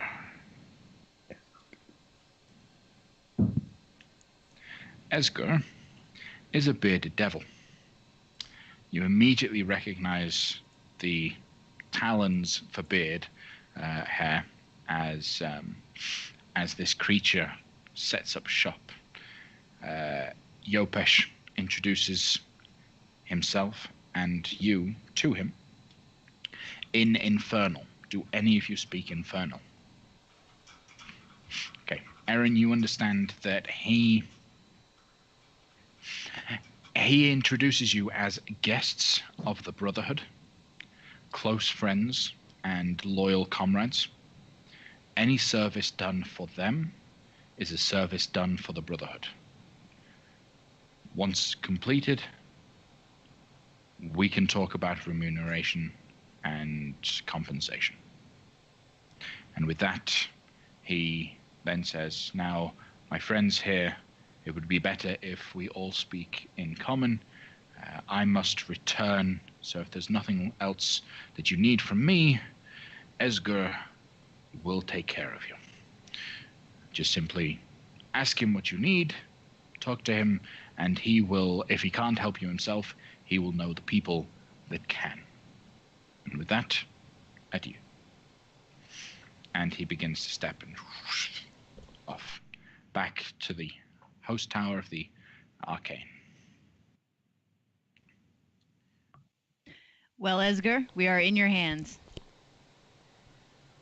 And how can Esgur be of a service to you? I need to get my hands on a dagger of Nessus. Shh. What? You seek one of those? We're willing to pay well. And pray tell, what do you seek the dagger for? Myself? I intend to use it upon myself. You do know what the dagger does, right? I was told that it could do harm to a soul without causing any physical reflections upon the damage done. Yes. If that's what you're into, I suppose. Never known someone to want one to use one on themselves. Do you know about an amazing god called Gonadour, also known as That Which Lurks? Dandrick's eyes are Let me just take a rolling moment right to now. talk to you about my lord. You should keep that information to yourself, as down here there is but one god, and Asmodeus would not look kindly upon those attempting to push some other deity's influence. You wanted to know, and I told you. So there's your explanation. Fair enough. Well, is there anything other than the dagger that Esger could do for you? That is literally the only reason why we're here. But we're very good at working with what we have to work with. So maybe if you could just tell me what kind of situation we're looking at here, we can find a way to do it with minimal damage. So, as far as I know, there are only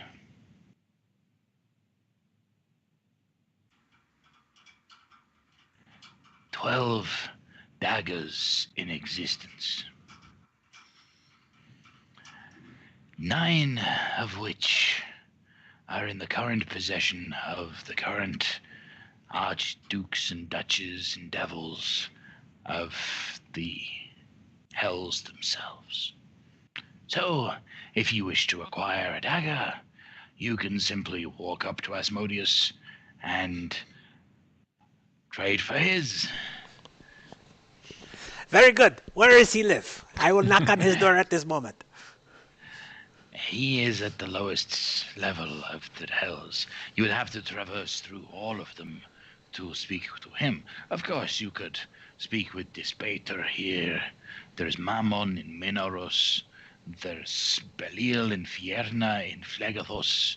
What about the 3 daggers that don't belong to the archdevils? Well, 2 more. So there's, just for clarification, so the 12 daggers, 10 of which are owned by current archdukes, because Phlegathos is ruled by 2 archdukes. An archduke and an archduchess. They each have one. How progressive. The other 2, however, one, I believe, is in the possession of Moloch, the previous archdevil of Malboge. The other is still in the presence of Geryon, the previous ruler of Stygia. Which one is weaker? Geryon, Why? Stygia, because he's on a higher level of the hells. Malbolge is below Stygia. Plus, the Archduchess of Malbolge happens to be the daughter of Asmodeus. So, if you wish to acquire a dagger, your best bet is to speak to Geryon within Stygia. We have been led to believe that leaving this marketplace would be hazardous to our continuous well-being. Can you bring them here? No. The problem with Geryon is that, well, he was exiled by Asmodeus. So finding him is difficult. He doesn't want to be found as much as you wouldn't want to come across any creature that might want to take you. So trying to get him here into a safe haven would be impossible. What I can say is that he holds a very strong grudge against the current Archduke, Levistus. So, does anyone know where he is on Stygia?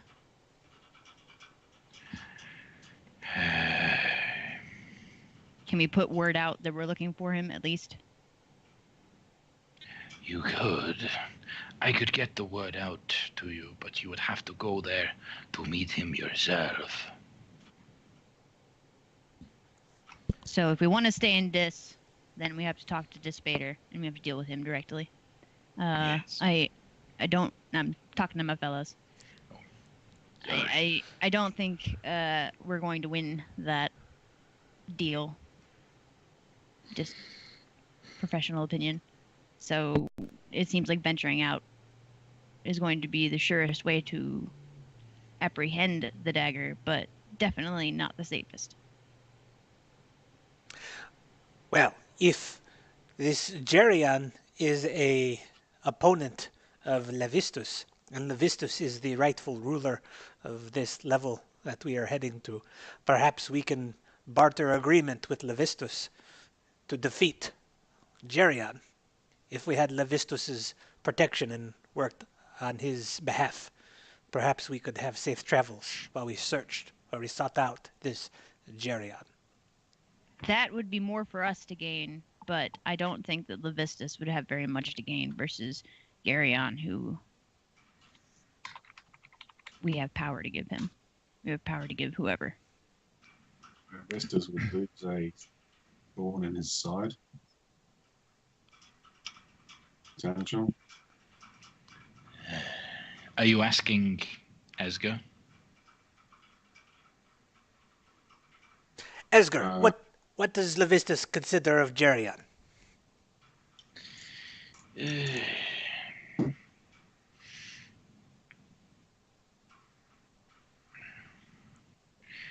Levistus was the Archduke prior to Geryon. He once betrayed Asmodeus, whereupon Asmodeus placed Geryon in control. Then Levistus proved himself better and was able to take his place. So, to my understanding, Levistus does not consider Geryon to be a threat or a danger anymore.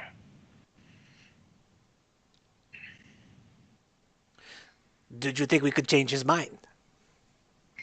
You could.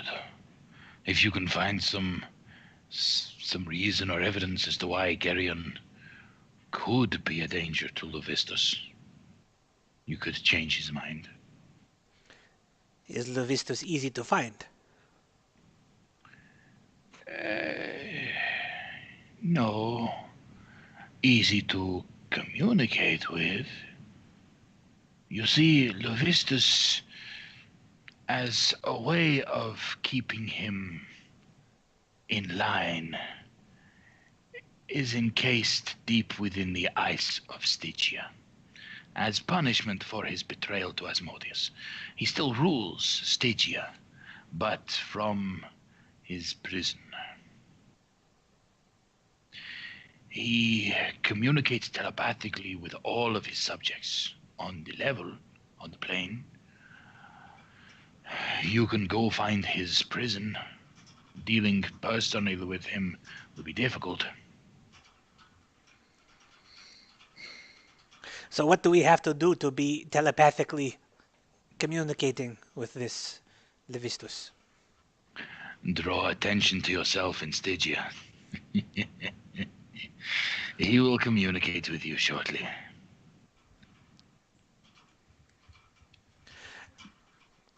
Well, my comrades, I think that acting on behalf of Levistus gives us the greatest chances for safe travels. However, I do not know that that is the best course of action. It just seems to be a way to go. What would you say? I feel like Levistus is going to ask for additional things versus Geryon. who will take what we have to give happily, I believe.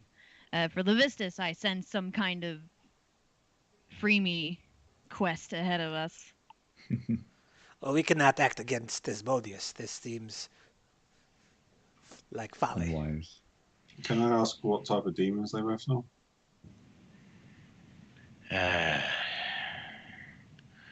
Levistus. Pull up my note once again.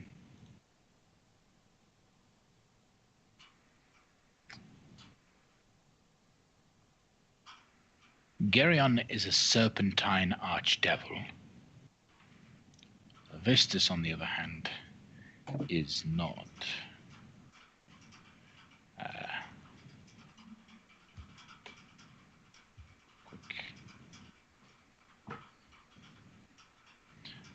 Levistus is a pit fiend. So class-wise, he'd actually be easier to handle, potentially. Mm-hmm. Well, he's encased in a prison of ice. Is that? If he has a dagger upon him, we would have to break into his prison and break out of his prison, which he is apparently unable to do himself.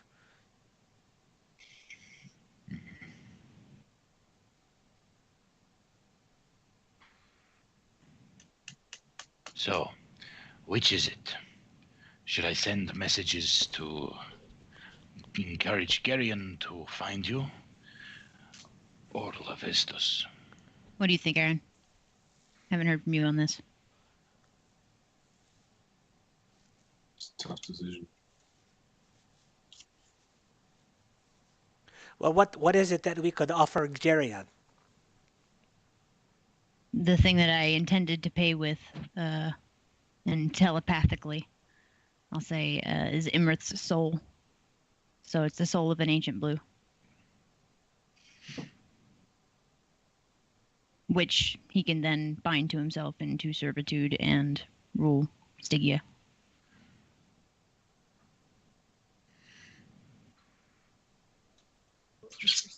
If that was the original deal, then it seems very reasonable.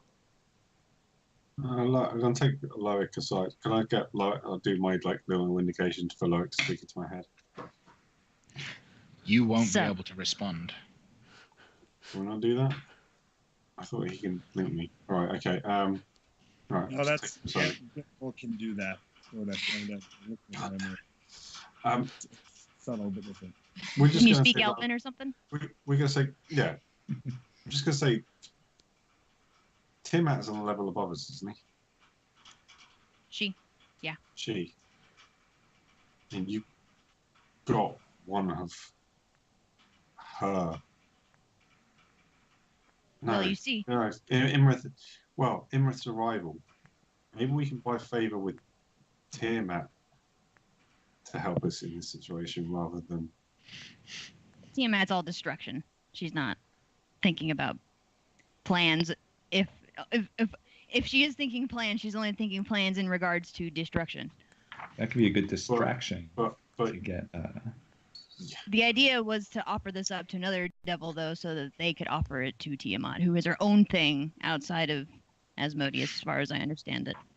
Partially it doesn't without. seem like we have anything for Levistus or Julia, and it seems to me that soul is most beneficial towards Tiamat, so maybe we can buy favor with her to give us some sort of advantage against Levistus.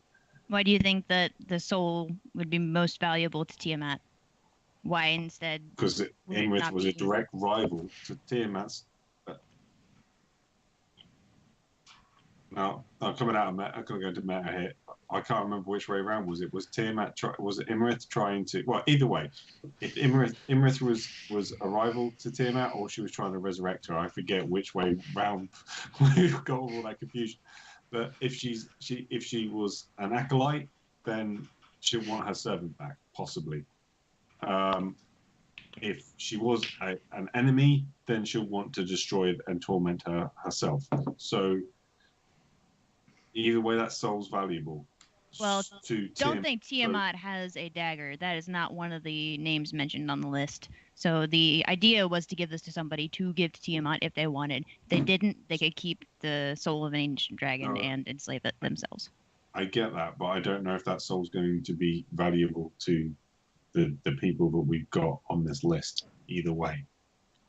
But An ancient dragon soul is valuable to anybody. That's why I chose it. All right, buddy. For this purpose. For me alone, it would be a great source of energy. Like, it would take 1,000,000 billion years for the star to burn out. What I'm saying is, can we use that soul to get us something that Levistus or this other guy might really, really want? Power is what it gives them.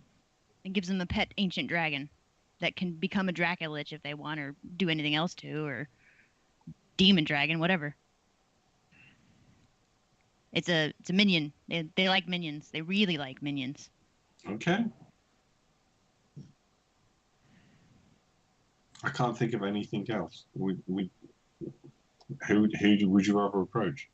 Well, is there another one, like an archdevil, that maybe doesn't have as much power as their rivals? Well, not their rivals necessarily, but the other archdevils that would be easier to get in touch with and that would really like to have this kind of advantage in case, Maybe they're...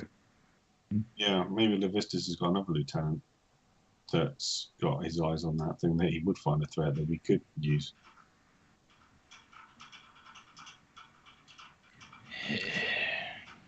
Well, You could. You don't have Esger involved in this conversation, do you? He doesn't know about Imrith's soul, No, we're going to bring that so up. he This won't is an add any elvish. input. I will ask, is there another, is Levistus got any other lieutenants that might have eyes on the on his position? He holds certain demons, well, not demons, devils, as his lieutenants. But with the nature of the hierarchy, he does not consider his lieutenants threats. They are below him. Has anyone got eyes on that position? Everyone at all times. The nature of this world is you take what you can claim. So you hold on to everything you have as closely guarded as you can. You don't allow anyone into any position of danger to you unless you believe you can defeat them should they attempt to subvert you. Or maybe I'm asking the wrong question. Is there anybody that you would know of that may want help removing Levistus?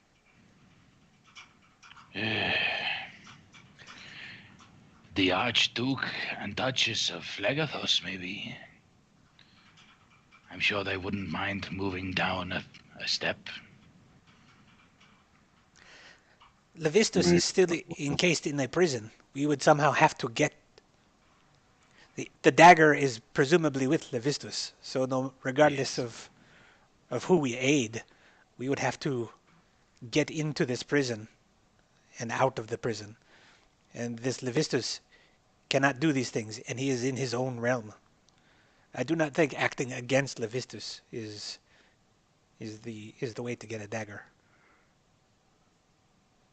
You don't think acting against him is the way to get a dagger? Yes, because if we act against him, we are presumably trying to get his dagger. Right? No, because if we're, like, for instance, if we're going after Garion's dagger, then... Well, then we're helping Garion. We're not going against Levistus. So far, that's sounding the most simple to me, is Garion. He's already free.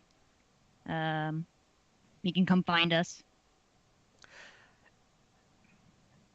Mr. Esgar, how do we get to that level, and how do we get back from that level? Journey up and down the levels is tricky. The easiest way is to travel down the river Styx. And travel through each step. It's not too difficult to do, but it's the most commonly traveled way.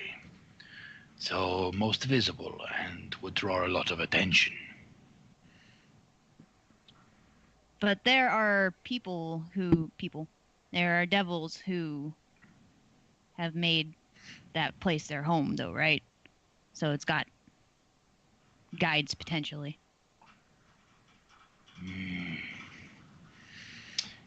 Potentially, any one of the guides could try to claim you. Can I make a history check real quick? Yeah, go ahead. What are you trying to look for? There is a legend of a creature called Charon, or Karun, however you want to pronounce it. And he's pretty big deal. I want to see if he exists, or if I know he exists, or what.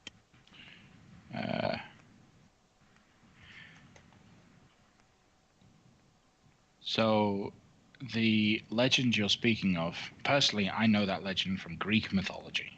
That's in the usual universe, the canon whatnots. Problem is, I'm struggling to find any evidence of Chiron. Look up the river Styx, and you might be able to find it better.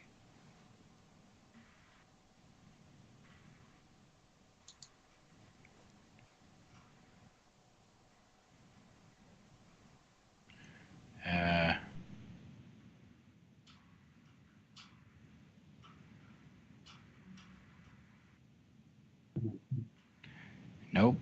The current ferry is ferried by Sinister.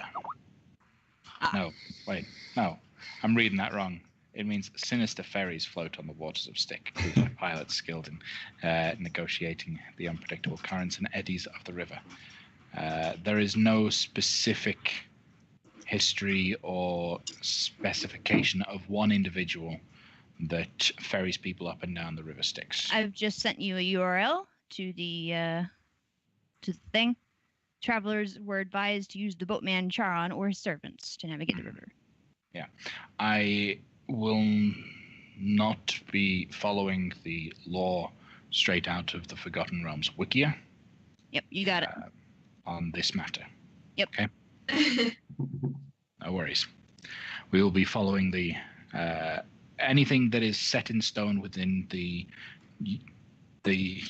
source books, DMG, and so on, is guaranteed. Anything outside of from this point on will be more or less homebrew. Just Okay. wanted to ask for your DM rule. That's all I was No after. problem. Yeah. So, in response, Esga, in character,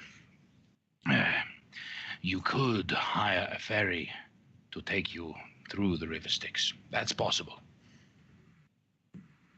Expensive, but possible. Do they take different kinds of currency? They take value. Depending on how far you wish for them to take, it controls how valuable an item must be to you for it to be worth their time. We have so much money, and it is freaking useless. And as a result, that money will be worthless to the ferrymaster. If the money is useless to you, it is useless to him. If it is your last penny and your most valued possession, it can get you anywhere.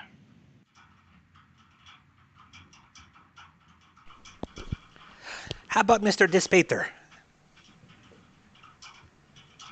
Can we bring him here? Mr. Dispater. You can easily arrange court with Mr. Dispater. He regularly enjoys meeting the people from outside of his realm. We can try that first, but I do not hear good things. Well, we are a very charming group of travelers with many varied stories to tell. Surely he will welcome us warmly and show us great hospitality. Yeah, it doesn't sound like we want to try to navigate the river Styx, so I guess we'll try Despater first. Okay. Very well. I will return in an hour once I have informed the representatives of Despater that you require an audience. Thank you, Esger. Of course, for the Brotherhood. And he scurries off towards the central part of the city of Dis. You follow his path and you see that you kind of get a sense that this entire city all centralizes around one enormous tower, which you can assume to be Despater's home. A quick question, my colleagues, are we using code names or anything like this? I am fine using my name. I want my legend to grow. This is not a problem for me. But is anyone concerned about having their identities revealed? I'd suggest you don't use your name. It shouldn't really matter. I mean, It's contracts and devils. Mm, They know your name. Name's power. well, there's the name, and then there's the name. All right. I Well, don't then know your name. I will avoid using anyone's names as much as possible. Mr. Wizard, would you care for either me or Danric, or maybe in conjunction, for us to handle negotiations? Or do you think your intellect would be the superior tool to bring to this encounter? No, when dealing with intelligent beings, I find that it is more appeasing to them to set forth the lesser intelligent as a amusement, if you will. So I'm good with you guys doing it. You know what the deal is, right? And you know what we have to sell. Jace. Okay. I'm just not sure if that was a compliment or not. Little friend, do not worry. I will not take it personally. It's not meant to be taken personally. It's just you got your strengths. You play music. I have a tentacle. You know. But I can't play a lute with it. With I've practice, we'll work on it. We'll work. No, I've tried. It just doesn't work. All right. All right. Moments later, a couple minutes, maybe an hour, you're not too sure of the time. As you look up, there is no sky or sun that you can see. It's just red as far as the eye can see. No clouds. You see Esger returning, surrounded by 4 tiger-like looking individuals, as you can recognize them easily as Rakshasas, acting as guards. As he approaches, These will take you to the court of Despater. He will be expecting you. I So- believe he's in a pleasant mood today. What does that Okay. even mean? Okay, well, we'll find you when we're coming back out. Thank you. Adieu. the 4 Rakshasas will kind of surround you all and walk you along the streets towards Despater. The I'm gonna be closer like- you... I'm gonna be like, is it true? Are your thumbs like on the wrong sides? Can I see? Can you give me a little? No response. I changed my psychic focus to Mastery of Light and Darkness, just as a heads up. Okay. Can Aaron just do a perception check to see if anyone's following or if anyone's taking notice, or if it's our general? roll a perception check.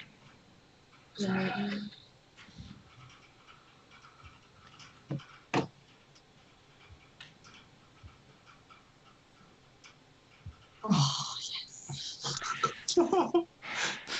My 2 rolls tonight. Wow, you are on fire today. So with a natural 20, with a total of 31 on your perception, you know that as you were first entering the city of Dis, there wasn't really any sort of attention that was drawn towards you. A brief bit of attention as you just popped into the market and then popped out. Or at least when Yopesh popped out. Now that you are actually being escorted by the Rakshasa, people are starting to take notice of you. And the closer you get to the Tower of Disbeta, the more people that keep watching you as you make your way. Most of the people at first seem to be simply just normal humanoids from the material plane that are interested to see who's getting an audience with Disbeta. Maybe wondering why, the gossip and all that could happen. No one that you recognize, at least. You do notice that there are a number of devils that are watching you closely. A small group off to the side of 5 horned devils watch you very intently as you are being surrounded. Yes. You recognize one of those horned devils. Each horned devil has a very slight shift and change in the way that their horns are particularly directed, the hint and tinge of the skin. You recognize that one that's a little bit larger than the rest, leading the rest, is a horned devil that you dealt with personally a while back in what was the town? Yata? No. Loudwater. Yeah, in Loudwater. The horned devil that was summoned by the chalice that you guys dealt with back in the previous campaign. The one that killed Lael's sister. He's there and he is watching you. Osrin and gesture it that way. Because Osrin was also there. Yep. Mm-hmm. Osrin recognizes. And Osrin still feels bad that it was Vader who actually landed the killing blow. All those memories flood back of an adventure previous. But the horned devils do not act against you. They do not approach, but they are definitely watching you intently. Do you do anything in response?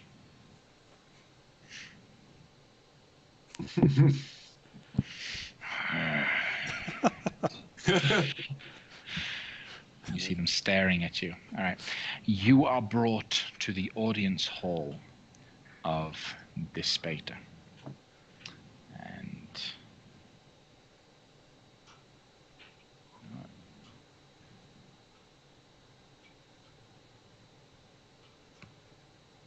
let me...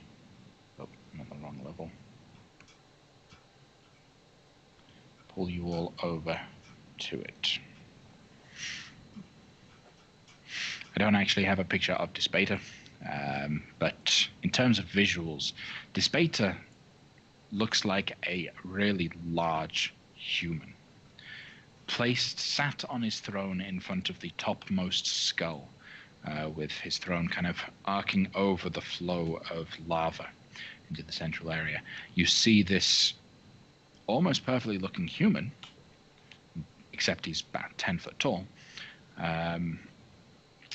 He has tiny little horns and a cloven left hoof, but otherwise he looks humanoid. Actually looks rather dashing. Muscles bulging, very taut skin, muscular structure is very solid.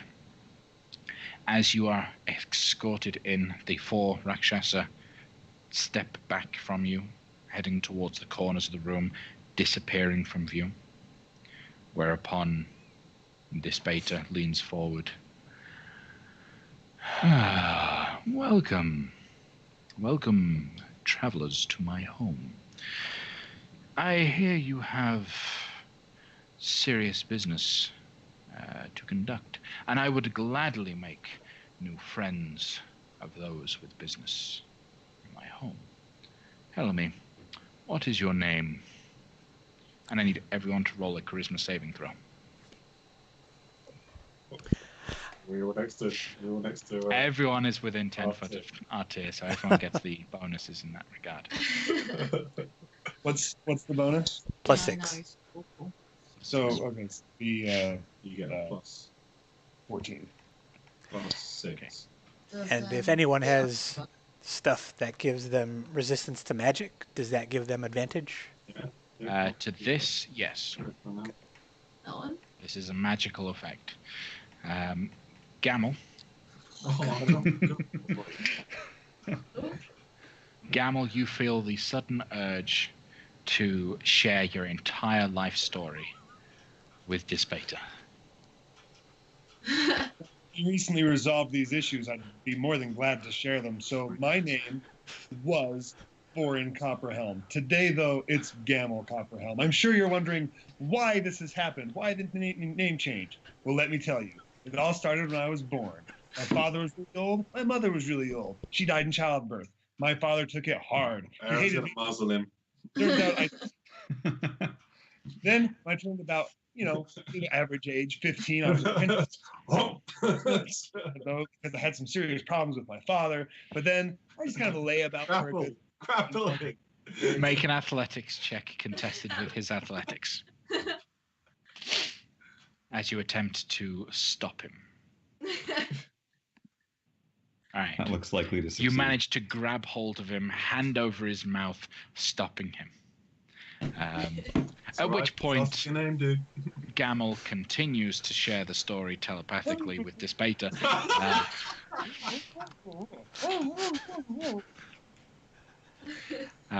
Moments later, as the story begins to unfold, Gamel, you get a sense as you're sharing this story that a connection is building between you and Dispater.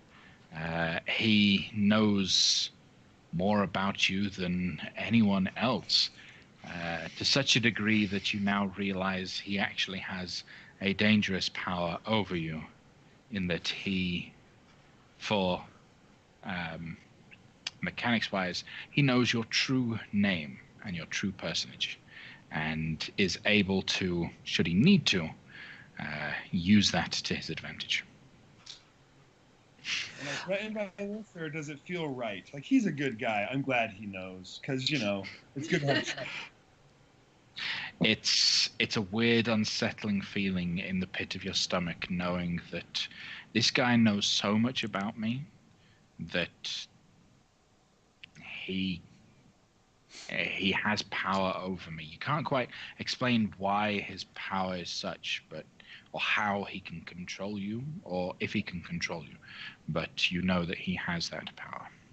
All right. Lord Dispater, thank you for welcoming us into your home. This is a fabulous place, and we feel very cozy here. I'm sure my friend thought you meant to reveal information about ourselves individually, but I think what you really meant was to identify what we are as a group, and our group goes by the name of Twilight's Errand. We are adventurers of some renown in the material plane. And what is it, my friends, my newly acquainted friends, that brings you to my home today? We have a deal that we would like to make. We seek an item, and we have another item of great power and value. And we think we are probably, getting the shorter end of the deal, but this particular item will be useful in some rituals that we have in mind. What is it that you seek, and what have you come to barter? So I will just look over at Loic real quick, just to get a nod of... Okay, we continue. We seek this item known as a Dagger of Nisus. We understand that there are several such items, and in exchange, we offer a unique item, an item where there exists only one in all of the realms. And this alone would make it more valuable. But this item is the soul of an ancient blue dragon, trapped within a soul crystal? Interesting. May I inspect this soul to find out what state the soul is in? We did not bring the soul with because we were not assured what our landscape would be when we arrived here. But just for sake of argument, let us pretend it is as we say. Would this be an agreeable trade for you? The soul of an ancient blue dragon. For my favorite toy? I will admit the allure of such a soul is quite tantalizing. The taste tickles my tongue, but it's not quite going to be enough. It's a good start, a very good start. But I am willing to make this trade. In fact, I will give you the dagger in return for this soul and a task performed for me. A simple little task that once you have completed, that is it. You take the dagger, I take the soul. I think we are all on pins and needles, waiting to hear what this simple task is. We are renowned for our ability to get tasks done. This is a thing we do on a daily basis. So if it is within our power, I'm sure we will be happy to do so. Please tell us what you have in mind. Roll a persuasion check. Just want to see how charismatic you are at this point. I am so charismatic, you don't even know. So charismatic. All right. Ooh. Such as is the nature of deals, we must agree on the terms of the deal prior to the task being begun and certain information being divulged. Rest assured, it is simple. I require you to go to a location, slay a particular individual, and return here. Simple, really, for a group of your renown.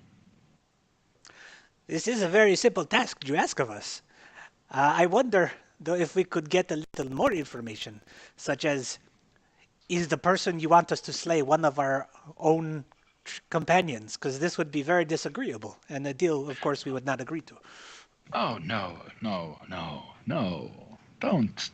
Don't worry about that. The individual just happens to be native to this. So it's not another archdevil. That's good news. A native to this plane. Yes. This is very curious. I do not think it is beyond our skill set, but if this is not... I was led to believe that this was your realm.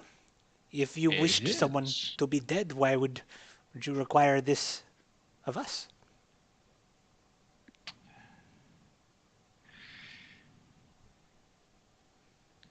As much as I like getting my own hands dirty, I find you are in need of an item I have. I am in need of something being done. You can save me so much trouble should you complete it. May I confer with my companions? Of course, of course. And just out of character, or not out of just meta, Gamel has a mask that gives him a legendary resistance. I don't know if he remembers. I just saw that. But we were past it, and I forgot it. So Okay, all right. if I could use that so that everything happened just the same, but he doesn't have the power over me, I'd use it. But that's the past, and if we just want to move forward, that's fine. All right, what do we think? And do we want to try to discuss this in a secretive way? I don't know if it No. would... No, he's God here. He's omnipotent here. So, yeah, that sounds actually like one of the best case scenarios I could possibly think of. As I understand it in this realm, if you defeat someone, that's just fine, and you can take what you will of them, correct? Of course. You are welcome to, what is it you say, loot the corpse, as it were. You're welcome to anything this individual has. I simply desire them to be out of the way, for a time at least. There are rules here, aren't there? Yes. Killing this individual is not going to bring down your law on us. I am the law. Yeah. I will The number one rule as part of any deal that I should make is if you are successful, then it is done. No ill effects to you. Should you fail, of course, the full force of all the law here will be coming down upon you. But I doubt creatures like yourselves would fail. I think we only, as a group, are beholden to one denizen of this realm, and that is the fellow who has arranged our travel here. I is looking over my party's faces. I think anyone else, we would be happy to oblige. Is this true, my friends? I think it's a good deal. All right, Lord Despater, do you have a deal? Okay. You haven't shared your name with them, so I must know who I am entering into contract with. As I have told you, With we are you? Twilight's errand. Camel. Don't put us all Yes. on line here. Gamel going to be the one to, as he pulls out a letter, a piece of paper, parchment, out of the ether. He begins inscribing a contract down. Who is it that will be signing the contract? I'll sign it, but my personal attorney here, pointing to Loic, will review it for me first. He pulls out a pair of spectacles from nowhere. Okay. Very well. As he hands the contract to you, you can see at the bottom are 2 empty signatures. Oh boy. Let me see if I did this right. This pact, made on such and such day of this month of this year, formally binds the first party, known in the common tongue as Gamel, to the second party, known in the common tongue as Despater, until the completion of the task outlined below. Witnesses gathered to the signing of this contract are Loic. During this time of service, the both parties are bound to, but not limited to, the following conditions. Until the task is completed, the soul of the first party is the property of the second party. Should the first party die before the task is completed, the soul of the first party remains in the property of the second party for the predetermined time defined as an eternity. In receipt of signing this contract, the second party will provide the first party with a dagger of Nisus. This dagger remains the property of the first party from the time of signing until the end of time. The first party must never deliberately harm the second party or through purposeful indirect action cause harm to the second party. This includes but is not limited to requesting or paying a third party to cause harm to the first party. or the second party, sorry. The first party must not attempt to banish, trap, bind, or otherwise render the second party unable to reach or return to the first party. Furthermore, the first party must attempt to be, to the best of their abilities, to allow the second party to reach them if such an event occurs. While the soul of the first party remains the property of the second party, the soul cannot be sold or traded to another individual, and the existence of this contract will remain secret at all times. No individual native to the Nine Hells not involved in the creation of this contract can be aware of such a contract. Should the first party fail to keep this contract secret, they are in breach of the contract, at which point the soul of the first party and those assigned as witnesses to the contract are immediately removed from their respective bodies and subject to the second party. The task is outlined for the purpose of clarification. The first party agrees to fulfill this task for the second party to the best of their abilities. Should the first party fail to fulfill this task, the first party remains under the conditions of Article 1 of this contract, and the soul of the first party remains the property of the second party, as aforementioned. The first party will enter the deep pits by any means necessary, as long as those means do not conflict with any of the articles stated within the contract above. Upon entering the location, they will destroy the creature known as Acheron. Signed, and then a space for Gamel, a space for Loic, and a space for Dispater. Two things. Yep. First off, I may have an issue with Article 5. Now, it says here that the existence of the contract will remain secret at all times. Why is this necessary? Because wouldn't it be more efficient for all of us if people knew that we were owned by you in some capacity, so that we can be uninterrupted with greater chances of success? You cannot use my name as an attempt to get closer to the individual that you are going to be defeating. That's fine, but we got like enemies outside. Like a couple of them were giving us the real stink eye. I just want to make sure that we're going to be capable of walking around.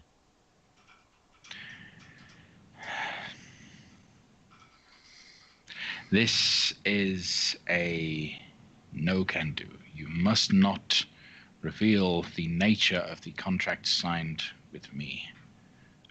You can do so once the contract is fulfilled. Is it within your power to have other forces keep us safe? Quietly safe.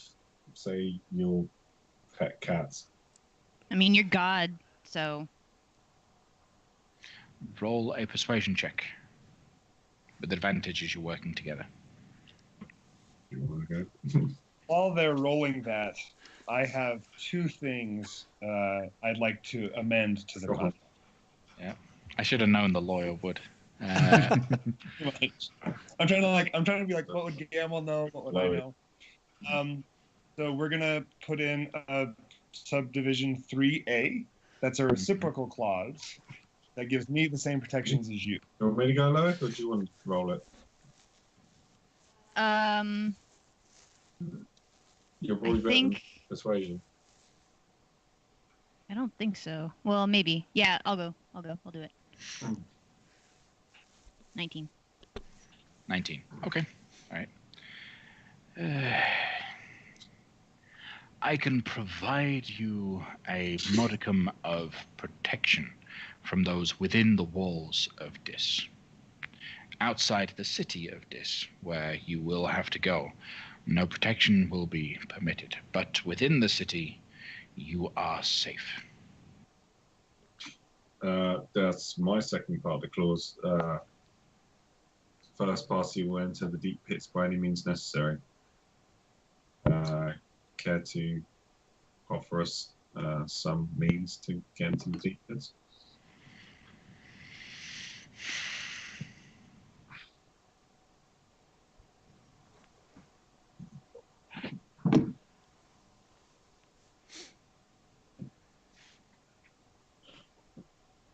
You will find your friend, Esger, is capable of doing so.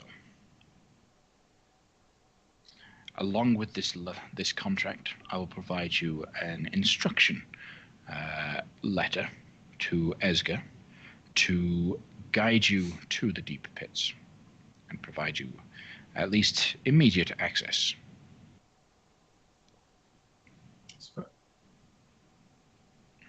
I wanted to roll to see if I knew or was familiar with the name Archeron.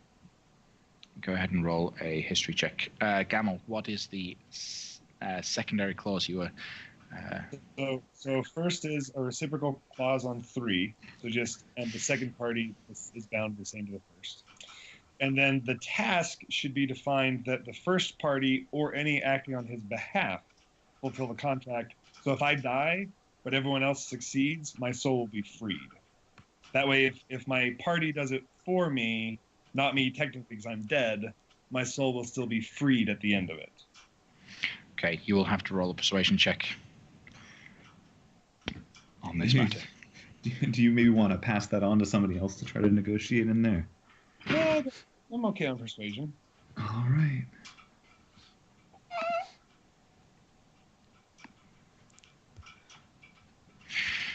Okay.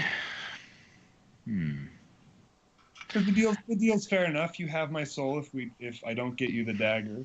But if I fall in battle and you still get the dagger, deal's complete. My soul should be free. Very well, how about this? Any of those that sign as witnesses can complete the contract on your behalf. That way, should you fail to keep this contract a secret, all those signed will be forfeit.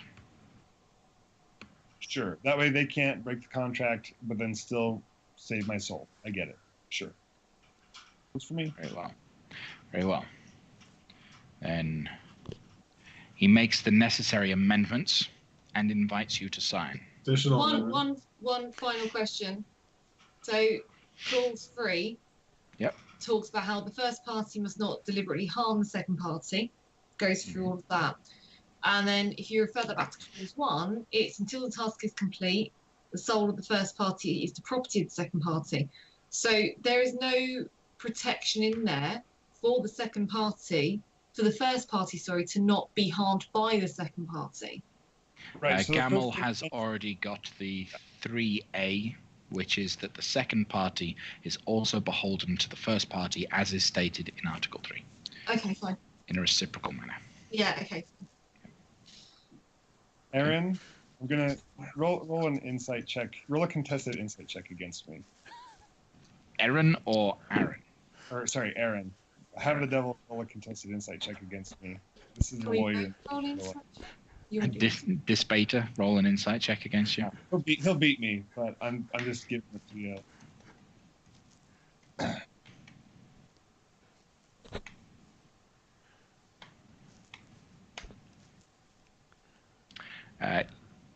He rolled a 28. So you remember how Dispater knows everything about me and kind of has some sort of power over me? Mm-hmm. This is technically a binding contract. This provision does not end after the completion of the dagger as written. And this would prevent him from ever deliberately harming me, ever, under the current terms of the contract, the way it's currently written. Just so you know. Mm-hmm. Yep. Dispater will never harm you. Once you have completed a contract on his behalf, he will never harm you. Great. Okay. All right. In fact, he can never pay a third party to do the same thing. I am happy to sign as witness if anyone is apprehensive about putting their names to paper.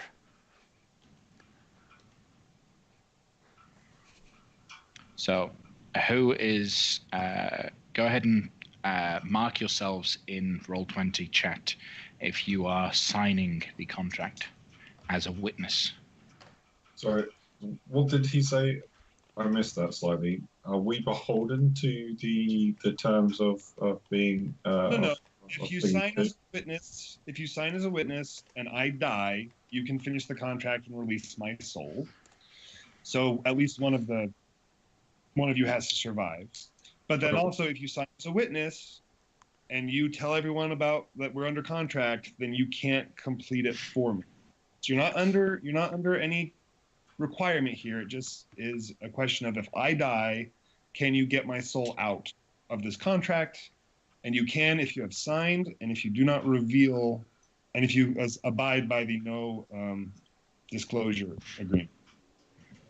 The only person whose soul is immediately forfeit and immediately the property of Dispater is Gamma.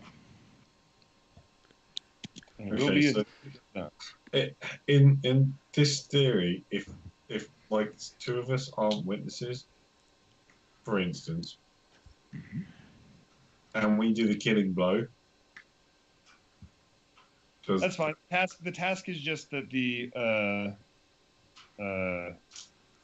enter the pits and destroy the creature. No, I think it's fine. Okay. He will amend it to they and their companions will destroy the creature known as Acheron. Right. That way, even those not signed to the as witnesses can land the killing blow. It's fine. Okay. So I currently have Loic, Artir, and Danrik as witnesses, Gamel as the first party. Okay. You'd be surprised how much of my actual job is literally arguing over stuff like this. Well, I hope you were pleased with my first attempt. That would totally hold up in court. This is weirdly fun. Yeah. All I right. have to. Yeah. I got a boss. See you guys next week. See, Steven. See you later.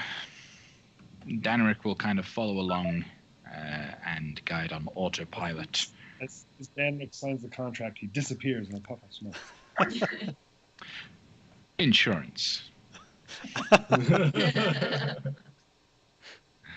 right. And with that, as the contract is signed, Gamel, you feel a tearing in your chest. Something is ripped apart from you.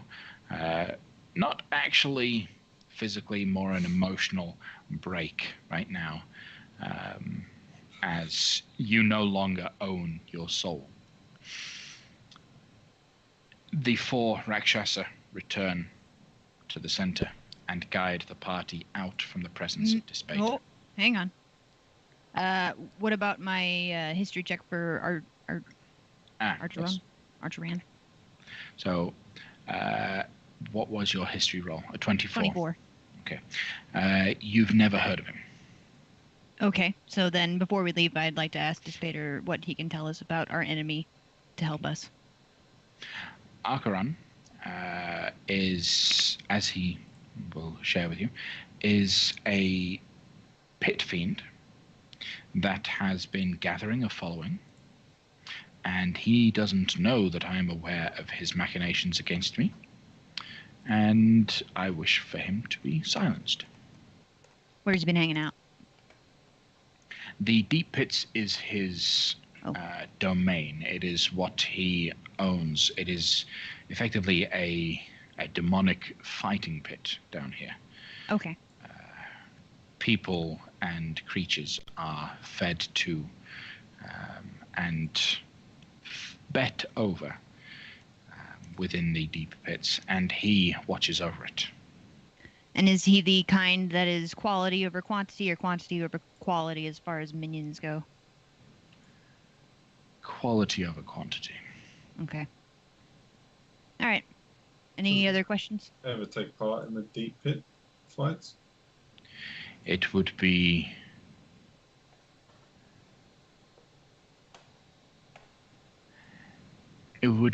difficult but not impossible to encourage him to enter the deep pits themselves.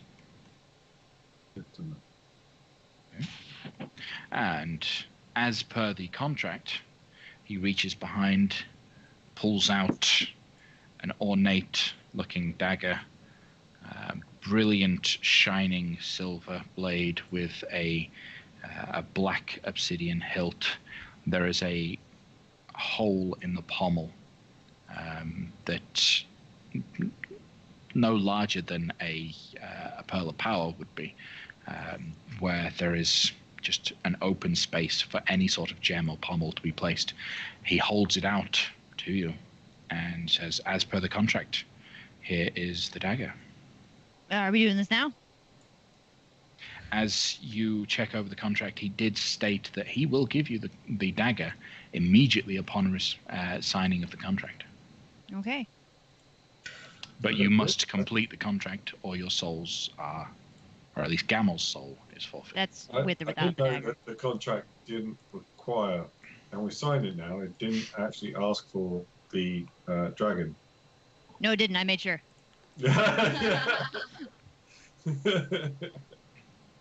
Nope. All right, so I'll take it, and I won't know what to do with it for a second. I feel like I'm gonna break it. It's so magical and amazing. Technically, the contract also did not have a provision on when we had to do this. However, if anyone else kills this guy or he inadvertently dies on his own, I'm kind of up the river without up the river Styx without a proverbial paddle. So we could hypothetically bounce out. I'd prefer if we take care of that now because my soul kind of is missing. But that's just me. How does that feel, by the way? It hurts a little bit and then it's cold. And yeah, it's right here, this area where my heart is.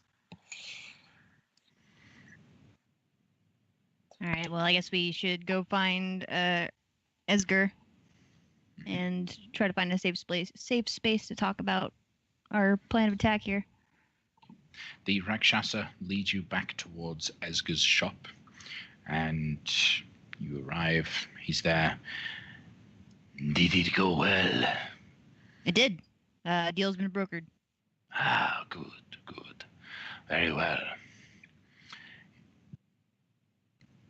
How can Esger aid you? We need to get into the deep hells. We have a note for you.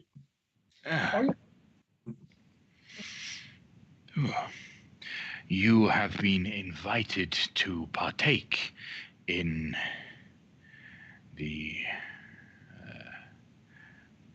gauntlet. So,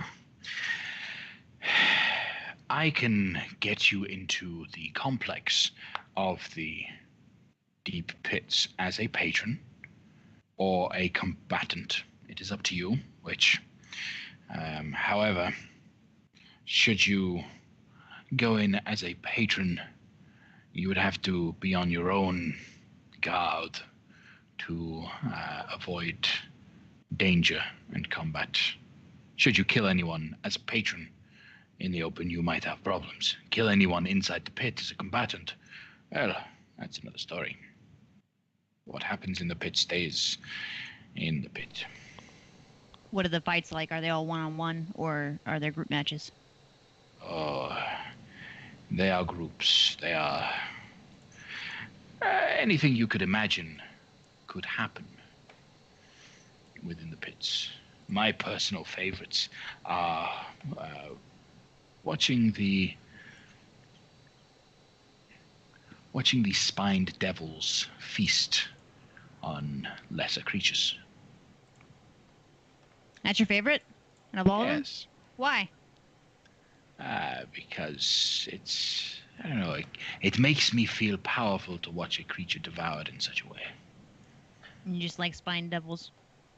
Knowing that Aesthetically. I could kill a spine devil makes me feel that much more impressive. Makes sense now. Yes. Sounds to me like our best bet will be to stick together on this one. I don't really want to fight, but I also don't want to be alone on the sidelines either. And it'll increase our chances the more of us that are together, because we work best in a team. I don't know, maybe we should have a bit. So, We could possibly lure our target in. who is your target? A guppy. A guppy? Yes. What is a guppy? Oh, it's a fierce creature. You as a devil would be scared of this such sight. Right. Wizard friend, do we not have a device that would let us bypass this overland journey Would it be safer to use this device if we are afeared of harms that would come to us as we are outside of the city of this?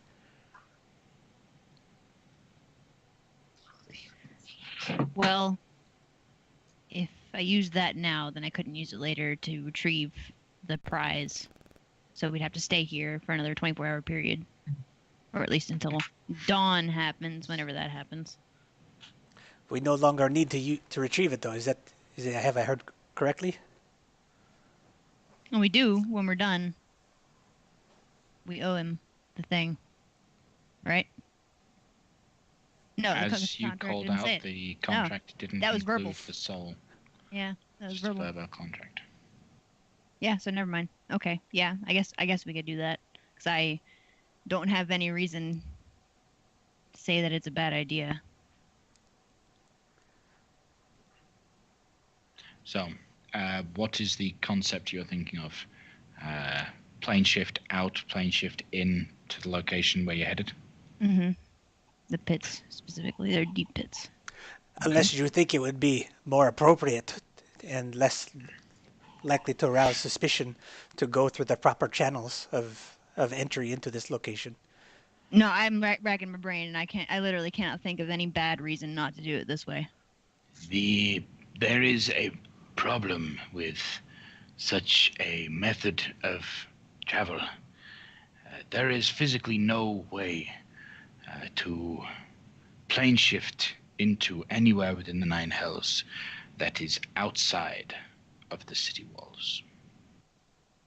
All attempts to travel through the plains to gain access to the Nine Hells or anywhere within have very limited locations that you could travel to. You can travel to pretty much anywhere on Avernus or the city. Unfortunately, you are limited in that regard. So that screws out an exit plan as well. Popping out is a different matter. Popping in, all attempts to shift or teleport in will result in you traveling here. Yeah. Hokidoki. So, he guides you out of the city towards the main gate, the southern gate out of this. Can we actually take a smaller exit? We have some enemies that we've seen in town, and we just make sure that they're not watching us leave. Of course. If you wish to do so quietly, we can, what is the word? Stealth. Let's do that. I would like everyone to roll stealth checks. Still.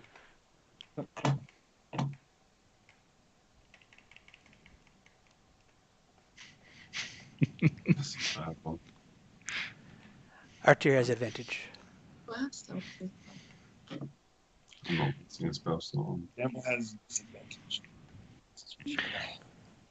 Esger rolled a natural 1, being 3, and a 5. So, Esga is very quiet. We'll go out the side.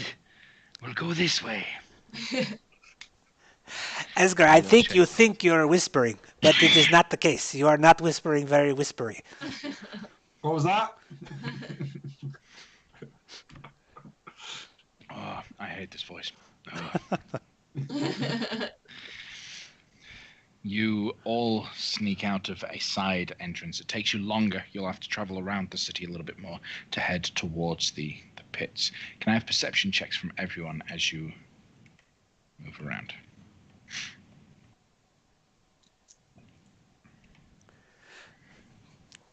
Okay. Artur has advantage, so it's a 6 instead of a 5. Yes. Really change that roll. Yep. My passive's higher. What's your passive, Aaron? 21. 21. Okay. All those that rolled a 20 or higher are able to detect the faint sound of wings flapping headed your direction. I'm going to ask our traveling guide. So I can shoot things really far away, but that sometimes leads to a problem where we don't know if it's really bad or not. I hear something above us. Listen quietly. There it is. Sound of wings. Should I shoot that or should I wait? Anything outside of here is not good. I will prepare an action. The second I see something, I'm going to use a bonus action to use my scope to get advantage. I'm going to start shooting stuff. Okay. As you all kind of are hearing the sound of wings flapping and creatures headed your way, feel free to reposition yourselves. Because I know you're not going to be in one long line. Is this mound big enough for me to like be propped shoulder against it, kind of getting a little cover? Yeah, a little bit. Did I see where Gamil pointed? Yep. Right. So I want to be in front. I don't know where front is. Yeah. So the creatures are headed in from behind you. Well, that's good to know. That northeast, southwest, south. Okay. I cast darkness on myself. Yep. I'm going to change my armor to match into the surroundings, so I'm a little bit hidden. Okay. What are the rest of you doing as you prepare for the incoming? Someone doing downright. That's a good point. I'll handle Danric. Esger will stand his position, raise his spear, and get ready. Aaron's going to get his bow out. Okay. Danric will start playing his counter charm, which gives folks advantage to fear effects. He doesn't know what's going on, but he's personally afraid, so he thinks that other people might be afraid too. He's like, "Don't worry, guys, we can do this." And he's playing some inspirational fight music. Okay. Then, as the 5 horned devils make their way towards you, Aaron can clearly see that one is the one that he pointed out earlier, that is the one that's been hunting him for a while, that actually hates his presence. We're actually going to end the session there, guys. And we will pick up the Battle of the Devils next week, as we don't currently have enough time for what I expect the battle to involve.